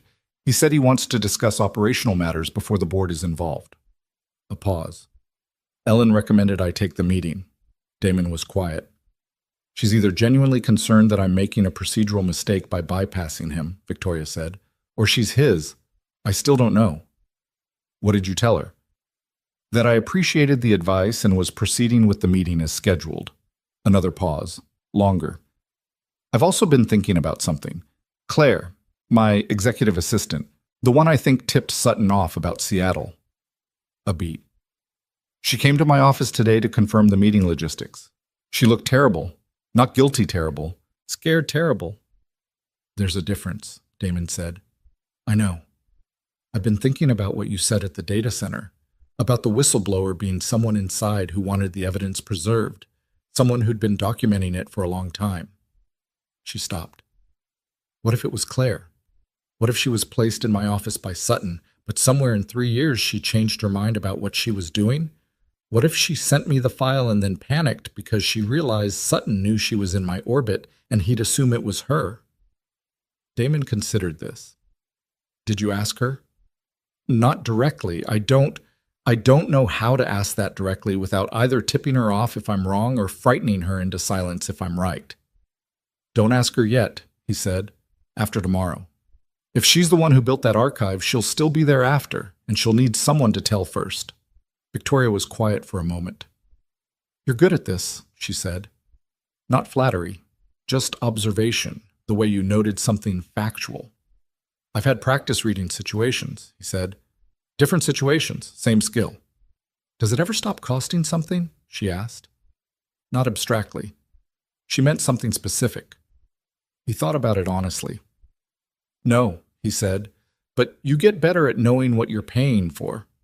A long silence, then, get some sleep, Damon. You too, he said. Neither of them did. The Ashford Property Group board meeting was held in a conference room on the 22nd floor of the company's downtown tower. Floor-to-ceiling glass on 2 sides, the harbor visible on the eastern exposure, a long table of dark wood with seating for 14. Damon arrived with Serena at 8:50, 20 minutes before the scheduled start. He was wearing the suit he kept for court appearances and Keisha's school events, charcoal gray, slightly too formal for what he normally did, which was fine. Serena had dressed for a deposition, which is to say she looked like someone who had been in rooms like this before and was not impressed by any of the furniture. Victoria was already there, standing near the window with Marcus at her side and Ellen Marsh slightly behind her. She saw Damon come in and something in her posture shifted. Not relief, not exactly, but the adjustment of someone who'd been carrying weight and had just found firmer ground under their feet. The board members filed in over the next 15 minutes. 9 of them. Damon watched each one, the way Serena watched each one, reading body language, noting who looked at Sutton when they came in and who looked at Victoria. You could learn a lot from the order of those glances. Sutton arrived last. He came in with 2 men Damon didn't know. Not the men from the alley, different men, the kind whose suits announced they were lawyers before they said a word. He was composed, unhurried, and he looked around the room with the particular confidence of a man who had been in control of something long enough to have difficulty imagining otherwise. His eyes found Damon. A pause. Fractional. He looked at Damon with the same cold calculation he'd aimed at him in the alley behind the Harbor Grand 2 weeks ago, and for one moment the two contexts collapsed together. The dark alley and the 22nd floor boardroom, and the 300 people sleeping in a building between them. Then Sutton sat down. Victoria opened the meeting. She was precise and without preamble. She said there were matters of significant concern regarding the management of Ashford Property Group's residential portfolio that required the board's immediate attention, that she was invoking her authority under Section 7 of the company charter, and that she was asking everyone to withhold questions until the full presentation had been made. One of the board members, an older man named Hartwell, who Damon had been told was a Sutton ally, started to object. Victoria looked at him with a quality of patience that was somehow more forceful than interrupting him would have been, and he stopped. Damon presented first. He stood at the end of the table and he talked about the building the way he knew it. From the inside, from the maintenance crawl spaces and the boiler room and the stairwells that 300 people used every day without knowing what was behind the walls. He talked about the maintenance requests. He walked through the timeline, the 261 requests, the 60 urgent ones, the 31 that were addressed within the required window. He put his personal records on the table, the originals, the ones with dates and photographs in his own handwriting in the margins. He put Paula Reyes's independent assessment beside them. He showed the board, point by point, system by system, the gap between what Coastal Engineering Associates had certified and what an independent licensed engineer had found when she actually looked. He talked about the boiler. He described the failure. The 31 hours. He said Mrs. Tremaine's name, and he said Amara Okafor's name, and he said the names of the Nguyen's 12-year-old son, who was named Daniel, because these were not abstract residents, and they deserved to be named in the room where decisions about their homes were being made. The board was very quiet. Sutton's composure held, but it had a quality now of something maintained by effort rather than by ease. Serena presented the financial investigation. Shell companies, registration chains, Raymond Chu, payment flows. She was methodical, and she didn't editorialize. She let the documents carry the argument, and the documents were very good at it. Then Victoria stood up. She took the board through the authorization packages, the workflow routing records from the compliance system, who prepared each document, who reviewed it, who sent it to her desk, under what classification. She showed the pattern, the language used to present safety deferral authorizations as routine budget items, the compression of multiple approvals into single packages, the specific timing relative to inspection windows. Then she showed her signatures. She didn't try to make them look different than they were. I signed these documents, she said. I want to be clear about that. I signed them without understanding what I was authorizing, because they were presented to me in a way designed to obscure what they actually permitted. That is a failure of due diligence on my part, and I'm not standing here to ask for a pass on it. She looked around the table. What I am standing here to tell you is that this was not a failure of judgment in isolation. It was the intended result of a deliberate, orchestrated effort to use my authority without my informed consent, and to profit from that misuse at the expense of over 300 people who trusted this company to maintain the homes they were paying for. Hartwell said, Victoria, these are very serious. They are, she agreed. That's why we're here. She looked at Gerald Sutton. Gerald, she said. She said his name the way you said the name of something that used to mean something different. I need you to step out of this meeting. Sutton looked at her. His lawyers looked at each other. That's not... You are the subject of this proceeding. That's not a formality. She held his gaze. Please step out. One of his lawyers leaned to him and said something low. Sutton listened. He looked at the room, at the board members, at Damon, at the documents covering the table, and whatever calculation he ran in those few seconds came up with a result he didn't like, because he stood up, straightened his jacket, and walked out without another word. The lawyers followed. The door closed. The room exhaled. The next 2 hours were not clean. Hartwell pushed back. 2 other board members asked questions that were technically procedural, but functionally protective of positions they'd held because of Sutton's influence. One of them asked, at one point, whether the maintenance supervisor's personal records could be considered sufficiently objective given his obvious interest in the outcome. And Damon looked at the man and said, calmly, that the question he should be asking was why the company's own records contradicted an independent engineer's assessment of systems that had been certified as adequate, and that if there was a satisfactory explanation for that discrepancy that didn't involve fraud, he would very much like to hear it. There was not a satisfactory explanation that didn't involve fraud. By the time the board recessed at noon, 3 things had been formally moved. Sutton's immediate suspension pending investigation, the suspension of all Harbor View redevelopment planning, and the engagement of an independent investigative firm to review the complete residential portfolio operations. All 3 passed. Hartwell voted against the third. He was the only one. Victoria did not look triumphant when the votes were recorded. She looked like someone who had done a necessary and costly thing and understood that the cost was real and not going to decrease just because the thing had been necessary. After the formal session ended, the board members and their assistants gathered their materials and filed out in the particular subdued rush of people processing something that had just redefined their professional landscape. Hartwell left without speaking to anyone. Damon stood at the window and looked at the harbor. Ellen Marsh approached him. She was small, deliberate, with reading glasses on a chain around her neck, and an expression he couldn't entirely read. "Mr. Mercer," she said. "Miss Marsh." "I recommended she take the meeting with Sutton yesterday," she said. "I want you to know that was genuine counsel, not protection of him. I was worried she was moving too fast without enough cover."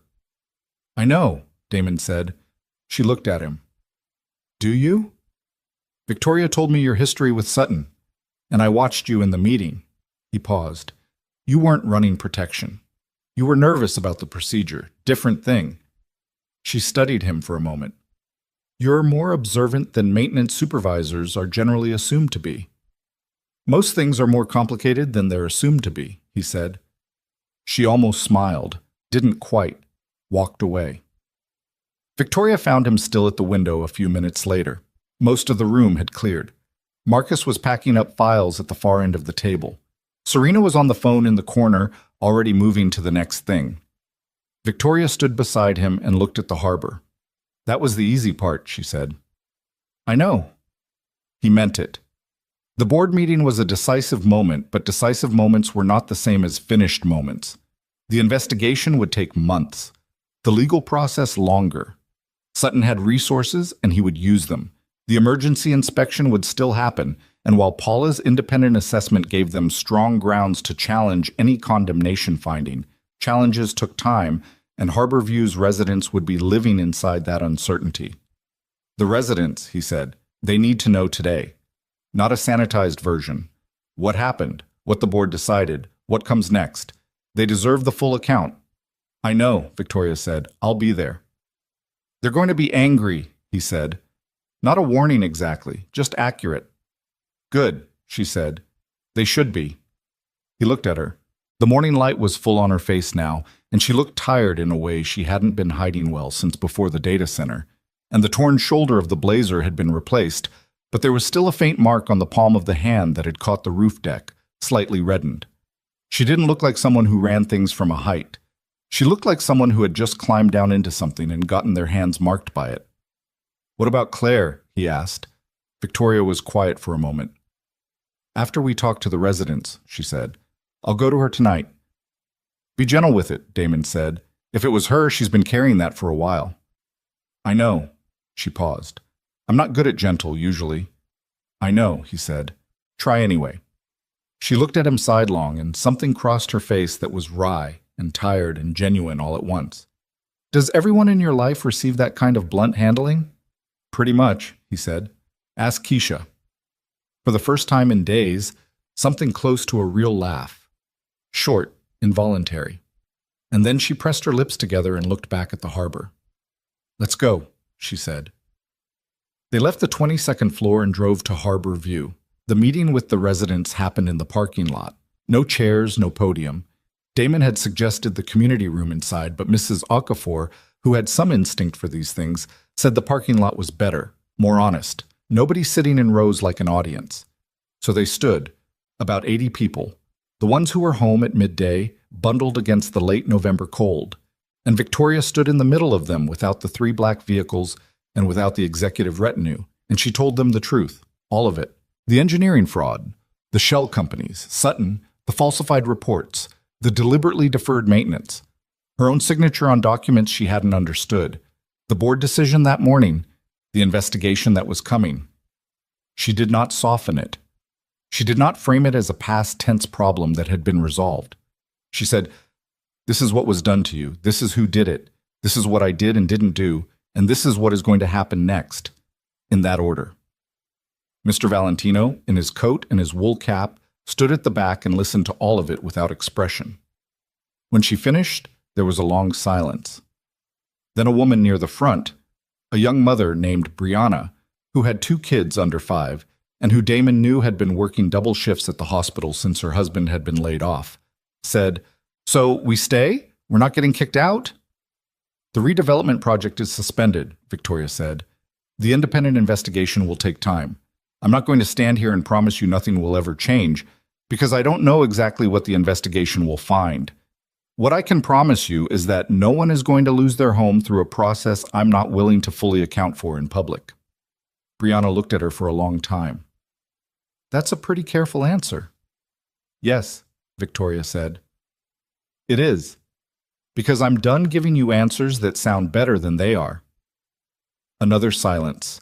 Then Mrs. Okafor from near the side of the group said, "What about the south stairwell?" Damon looked at her.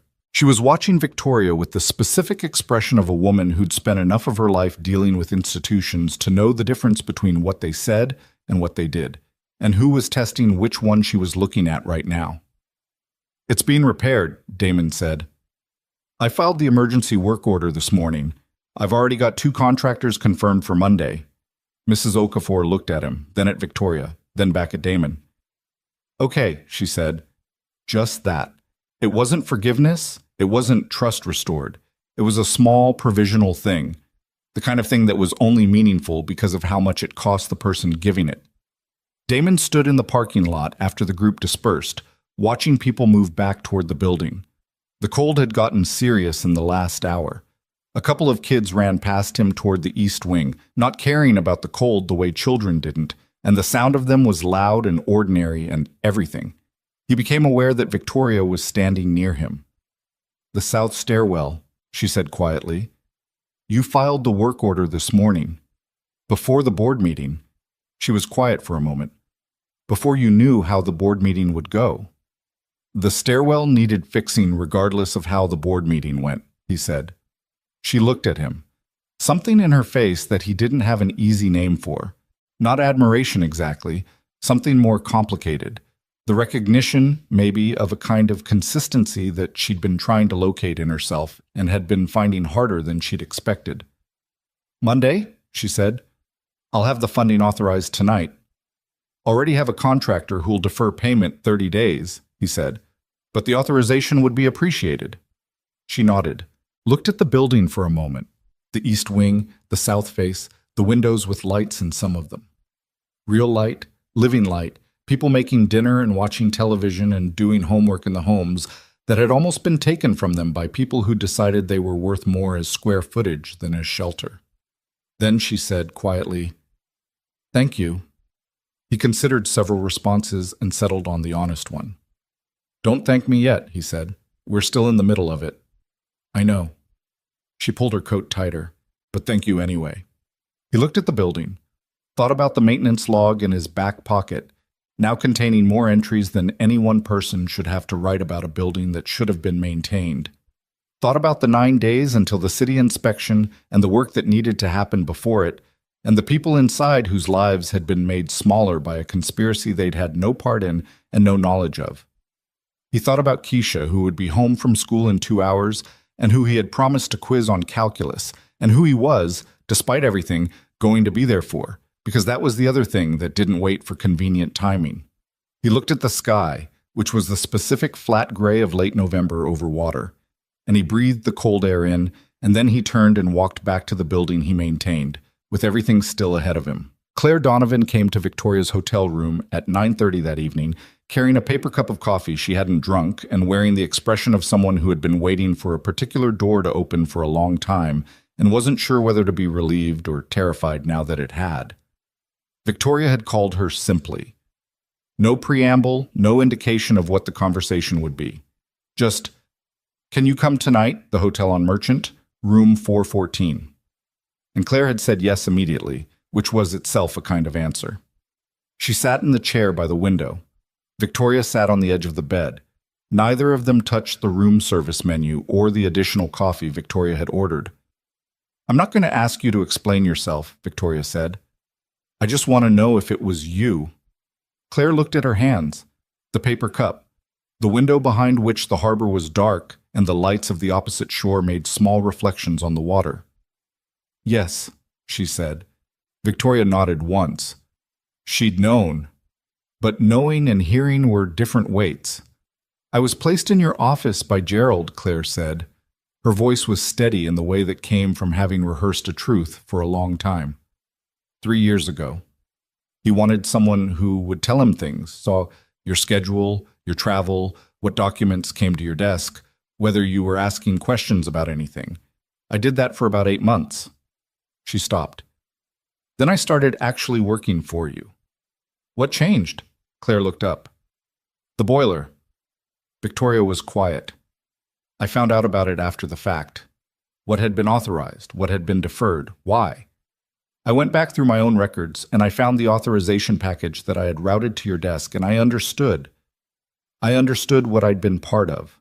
She swallowed. I'm not asking you to feel sorry for me. I made choices.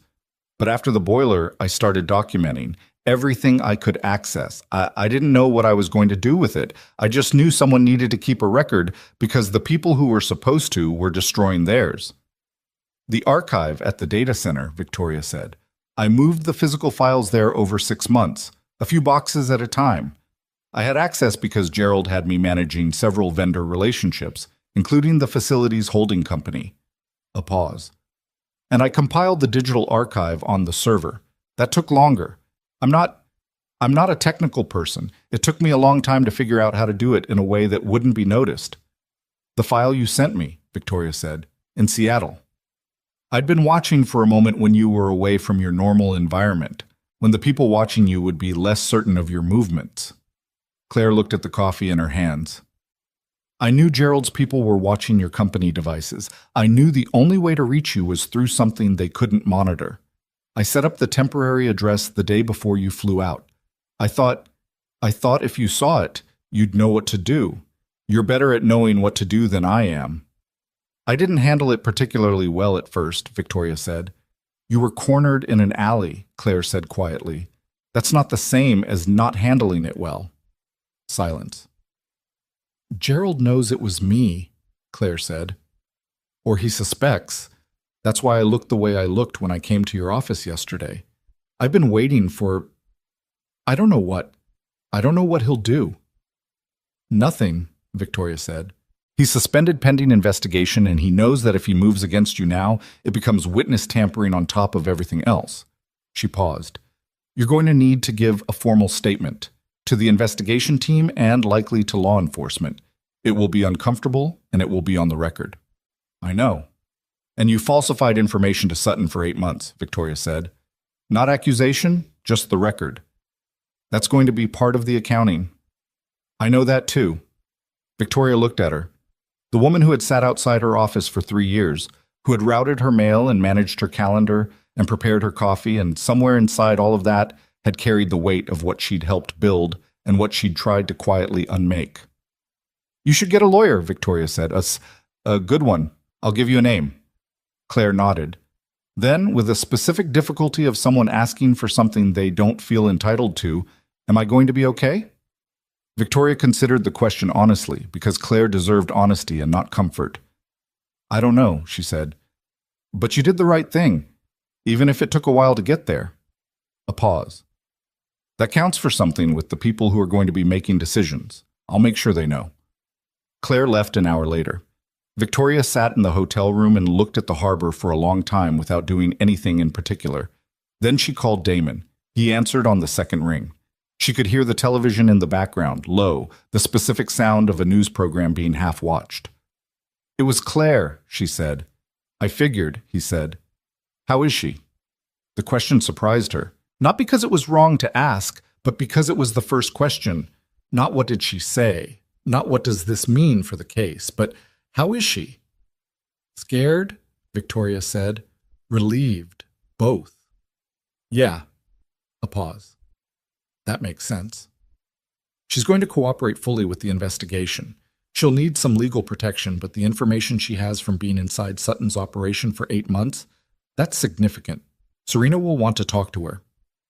Serena will be gentle about it, he said, and the slight irony in his voice indicated that he meant this genuinely and also understood that Serena's version of gentle was its own specific thing.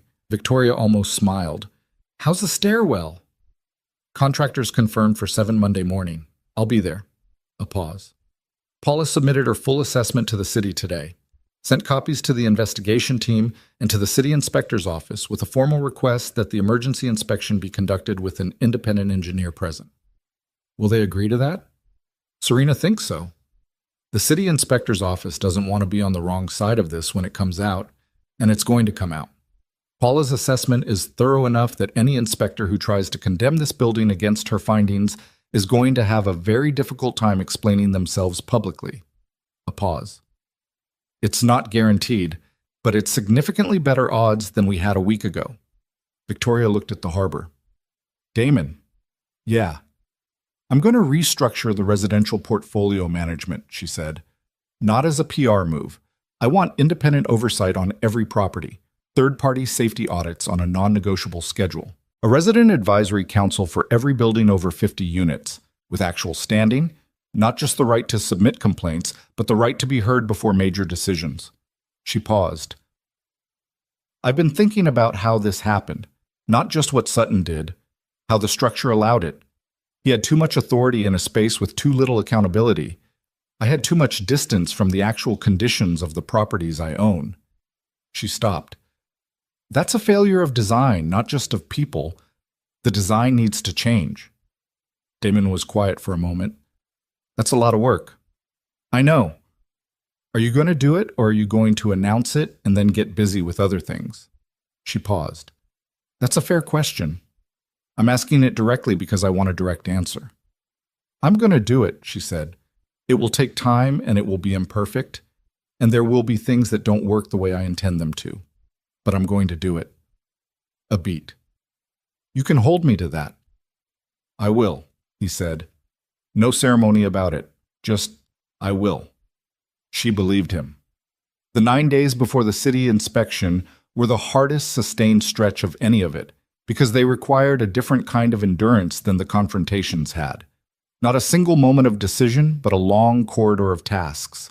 Contractor coordination, legal filings, statement preparation, the investigation team's intake process, Paula's independent assessment being formally entered into the inspection record. Damon worked 14-hour days and didn't complain about it because complaining required energy he didn't have, and also because the work itself was the point. The south stairwell was completed by Wednesday. When the contractors finished and Damon walked it for the final check, testing each landing, each railing, each load-bearing point, he did it the way he did every final check.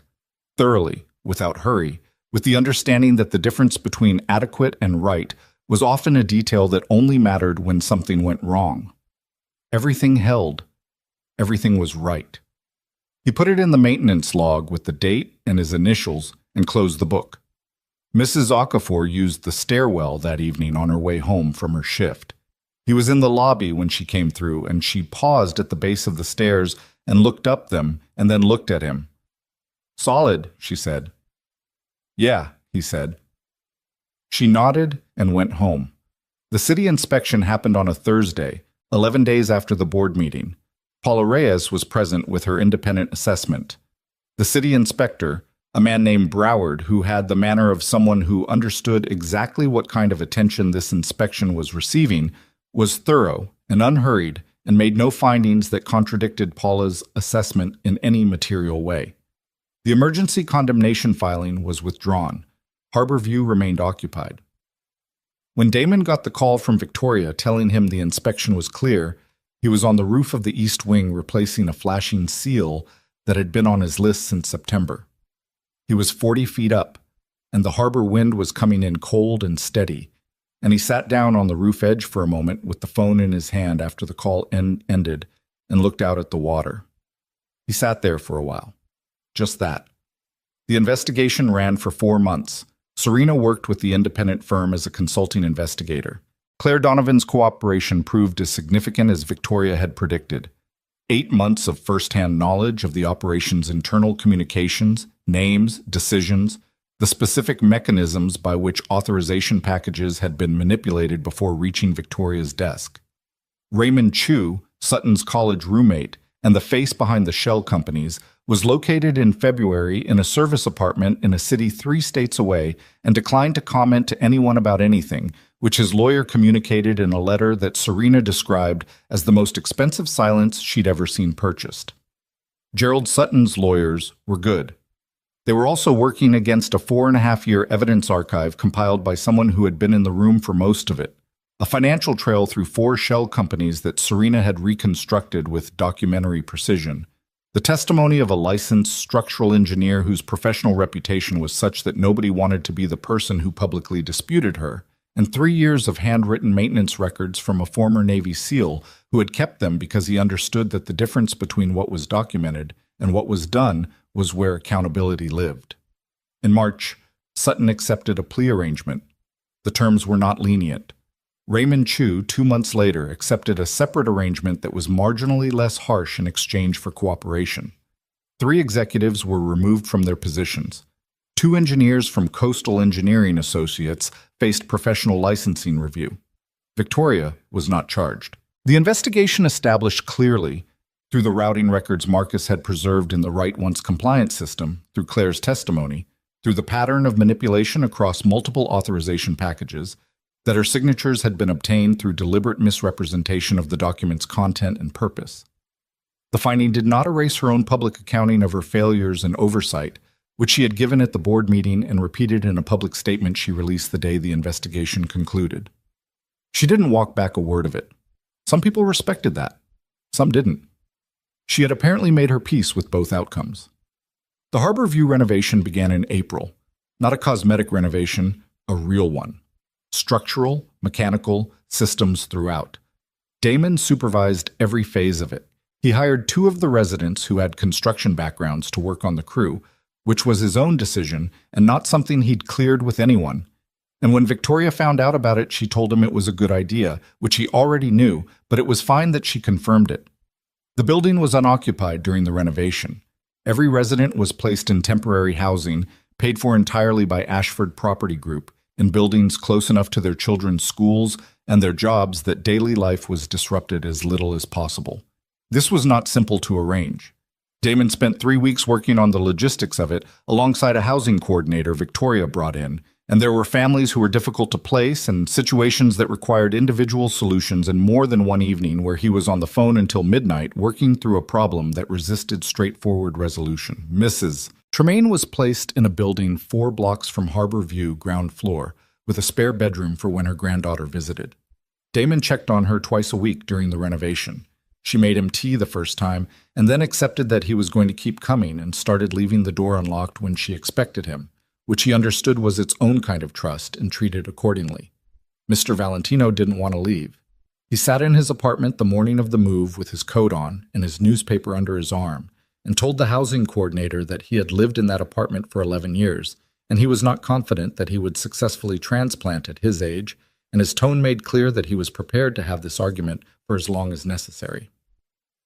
Damon sat down across from him and told him the truth, that the renovation would take 5 months, that his apartment specifically would be improved in ways that would make it easier and safer. Wider bathroom doorways, better ventilation, a heating system that wasn't going to fail in February, that the building he was being moved to temporarily had a parking lot with good lighting and neighbors who were mostly quiet. "And you'll still be here?" Mr. Valentino said. "When it's done, you'll still be here." "Yeah," Damon said, "I'll be here." Mr. Valentino stood up. "Fine," he said. Not graciously, but he stood up. Keisha came to the building site on a Saturday in June, 5 weeks into the renovation. She stood in the gutted shell of the East Wing corridor and looked at the exposed bones of the building, the studs and pipes and conduit that were usually hidden behind walls, with the focused attention she brought to things that genuinely interested her. "It looks different like this," she said. "Everything does," Damon said, "when you see the inside of it." She looked at him. "Is that supposed to be a life lesson?" "Maybe," he said. "Did it land?" She made a face, but she was quiet for a moment after, which meant it had. He showed her around the site, the new south stairwell framing, solid and properly braced, the boiler room, which was getting a complete replacement system, the East Wing fire suppression lines, new throughout. She asked better questions than some of the contractors had asked, which did not entirely surprise him. Walking back through the lobby, she said without particular lead-up, "I want to study engineering." He looked at her. "Structural," she said. "Civil, maybe. Buildings." She gestured vaguely at the renovation around them. Stuff like this, the part where you figure out what's wrong and what it'll take to make it right. He was quiet for a moment. He thought about what to say and decided the truest thing was also the simplest. "You'd be good at that," he said. She looked at the construction around her. "You think so?" "Yeah," he said. "I think so." She nodded, the way she received compliments from him. Briefly, without excessive reaction, filing it somewhere that mattered. Then she went to wait by the truck, and he stood in the gutted lobby of Harborview and felt something that didn't have a clean name. Not pride exactly, something older, something that had to do with watching a person become more themselves, and understanding that your job, mostly, was just to make sure you didn't get in the way of it. Harborview reopened in September. The residents came back on a Tuesday morning, staggered throughout the day, families with their boxes and their furniture and their particular accumulations of ordinary life. Damon was there from 6 in the morning. He held doors and carried things and answered questions about what had been changed and where things were now and whether the elevator was reliable and whether the heat was actually fixed or just claimed to be fixed. He told them the truth each time. What was new, what had been repaired versus replaced, what was still monitored. He didn't oversell it. The building was not perfect, buildings weren't, but it was right, in the way he'd made the south stairwell right, thoroughly, without shortcuts, with the understanding that the people who lived in it deserved the real version and not the version that looked adequate from the outside. The Nguyens came back mid-morning, all 7 of them, Daniel carrying a box that was visibly too heavy for him and refusing to admit it. Damon took it from him without comment. Daniel pretended to be relieved rather than grateful, which was fine. Brianna came back with her 2 kids and a man Damon hadn't seen before. Her husband, apparently, who had found work again during the relocation period, something in logistics, and who shook Damon's hand with the particular grip of someone who understood they were thanking him for something that couldn't be adequately thanked. Mrs. Okafor came at 3 in the afternoon, after her shift, and walked through her apartment door and stood in the middle of her living room for a moment without saying anything.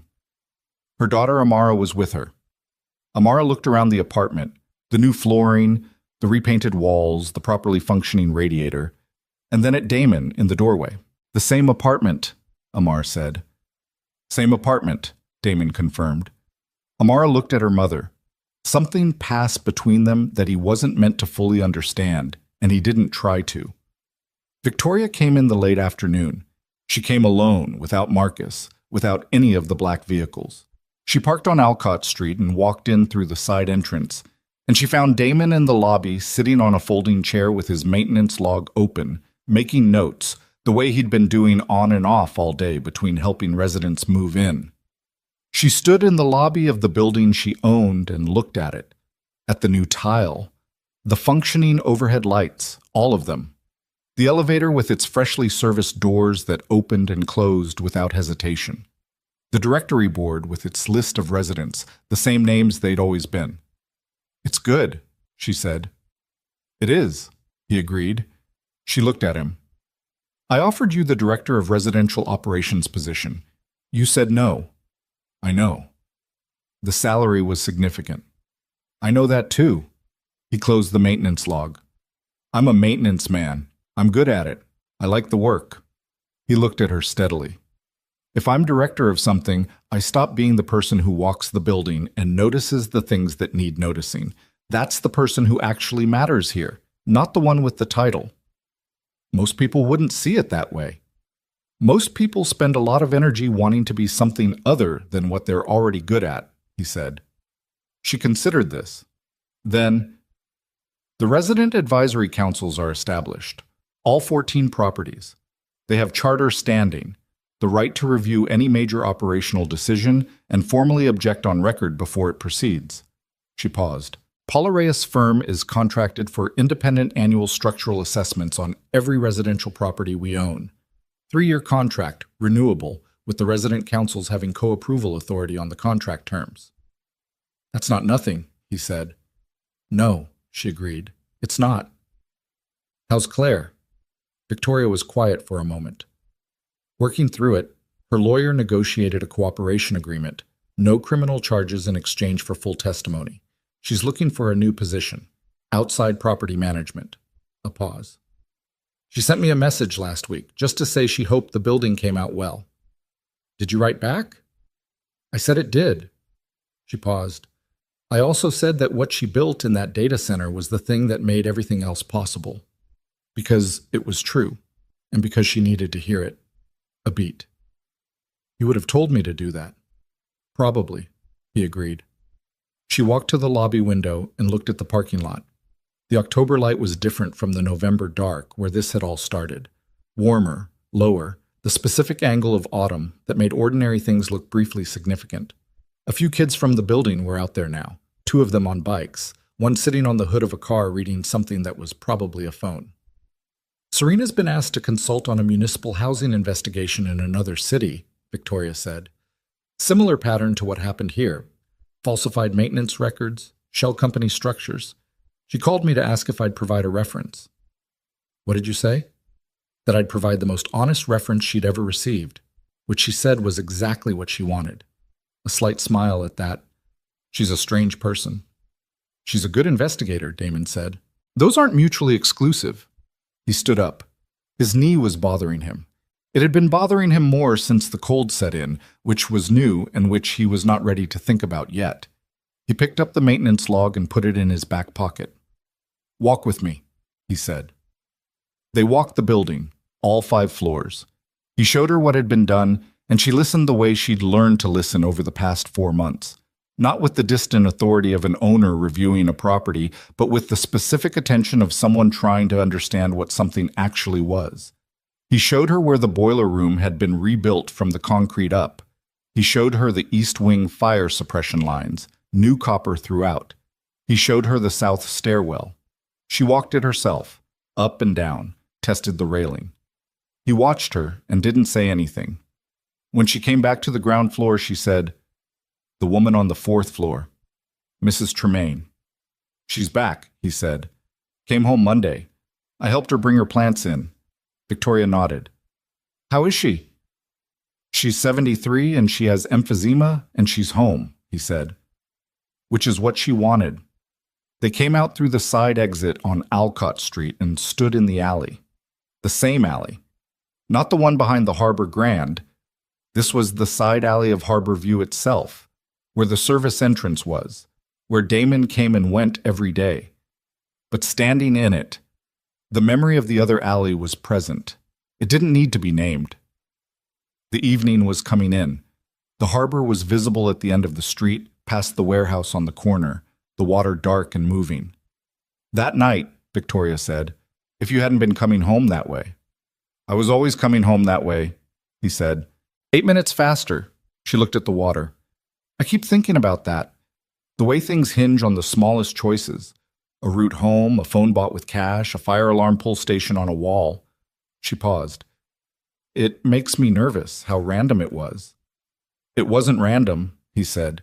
"You were the one who kept the phone instead of letting them take it. You were the one who came back to find me instead of handing it to a lawyer and letting someone else deal with it. You were the one in that data center." He looked at her. "The alley was luck. Everything after that was you." She was quiet for a moment. "And you," she said. "And me," he allowed. She looked at the building, the lights in the windows. Real light, living light. The particular warm yellow of apartments where people were home, making dinner, doing homework, watching something on television, living the ordinary texture of their lives in the place they belonged. "I used to own a building," she said quietly. "Now I think I'm starting to understand what that actually means." He stood beside her and looked at it. The Harbor View apartments in the last of the evening light, imperfect and solid and full. He thought about what to say. He thought about what it meant to maintain something, not just a building, but anything worth keeping. That it wasn't a single act. That it was the choice you made every morning to show up and look at what was actually there rather than what you wished was there, and to do the work that the real condition required, not the work that was easiest. He thought about Keisha, who wanted to build things, who would be better at it than he could fully imagine yet. He thought about the maintenance log in his back pocket, which had a new page starting today. "It means showing up," he said. "Every day. Even when it's a pipe that needs fixing at 6 in the morning in February, even when it's something harder than a pipe. He paused. Especially then. Victoria nodded slowly. Somewhere above them, a window opened. Second floor, the sound of music briefly louder, someone calling a name, the small domestic sounds of a building full of people going about their evening. Then the window closed and the sounds became muffled again, contained, present without being intrusive. The water at the end of the street caught the last of the light and held it for a moment. Damon put his hands in his pockets. "I've got rounds to do," he said. "I know," she said. He looked at her once more. There was nothing unresolved between them that needed to be said tonight, which was its own kind of completion. Not the absence of complexity, but the presence of enough clarity that the complexity didn't have to be performed. They were two people who had walked through something difficult together and had each come out changed by it in ways they were still discovering. "Good night, Victoria," he said. "Good night, Damon," she said. He went back into the building through the side entrance. He heard her footsteps on the sidewalk heading toward Alcott Street, and then the quiet settling in behind them. He did his rounds, every floor, every exit, the new stairwells, the refurbished elevator, the boiler room, the fire suppression checkpoints on each level. The same route he'd walked for 3 years, in a building that was the same address and a different thing than it had been. On the 5th floor, at the end of the east corridor, he stopped at the window that looked out toward the harbor. The water was fully dark now, the lights of the opposite shore making their small, indifferent reflections. The city around Harbor View was doing what cities did at this hour, settling into its evening, the particular frequency of a place that didn't stop but changed its rhythm. He stood there for a minute, not doing anything, just looking at what was there. There was a dent in the windowsill that he'd noted in his log 18 months ago and had never managed to get authorized for repair, back when authorizations for things like dents in windowsills weren't getting through. He looked at it now. Small, unimportant, a cosmetic thing. He pulled out the log and wrote it down with today's date. Tomorrow he'd pick up the right filler compound from the supply room and fix it himself. It would take 10 minutes. Small things. Right things. The long, unglamorous work of keeping what mattered from falling apart. He put the log away and finished his rounds and went home to his daughter, who was at the kitchen table with her calculus book open and a look of determined frustration on her face that he recognized from every hard thing she'd ever tackled, which she had always, in the end, figured out. "How bad is it?" he said, hanging up his jacket. "It's not bad," she said, which meant it was moderately bad. "I just need to go through it again." "Okay," he said. "Give me 5 minutes." He washed his hands, made 2 cups of tea, sat down across from her and looked at the problem she was working on. They went through it together. It took 40 minutes, not 5, because the problem was actually harder than she'd initially shown him, which was typical. She got there. She always did. After she closed the book and picked up her tea and said, without particular segue, "The building looks good." "It does," he said. "Are the people happy to be back?" He thought about Mrs. Okafor standing in her living room, the Nguyens filing through their front door, Mr. Valentino, who had not said thank you, but had been home and sitting in his chair with his newspaper by 10 in the morning, and that was its own answer. "Yeah," he said, "they're home." Keisha looked at her tea. 16 years old, already becoming the person she was going to be, which was someone he wouldn't entirely recognize and was entirely proud of. "Good," she said. Outside, the harbor district was quiet in the way it got after 10. Not empty, just settled. The building around them held its people in their rooms. The new pipes, the solid stairwells, the functioning systems behind the walls that most people would never think about because they were never supposed to need to think about them. That was the point. That was what maintenance meant when it was done right. Damon Mercer sat at his kitchen table with his daughter in the apartment where they had lived for 3 years, in the building where they belonged, and the night came in around them the way nights did, ordinary and sufficient, asking nothing more than what they already had.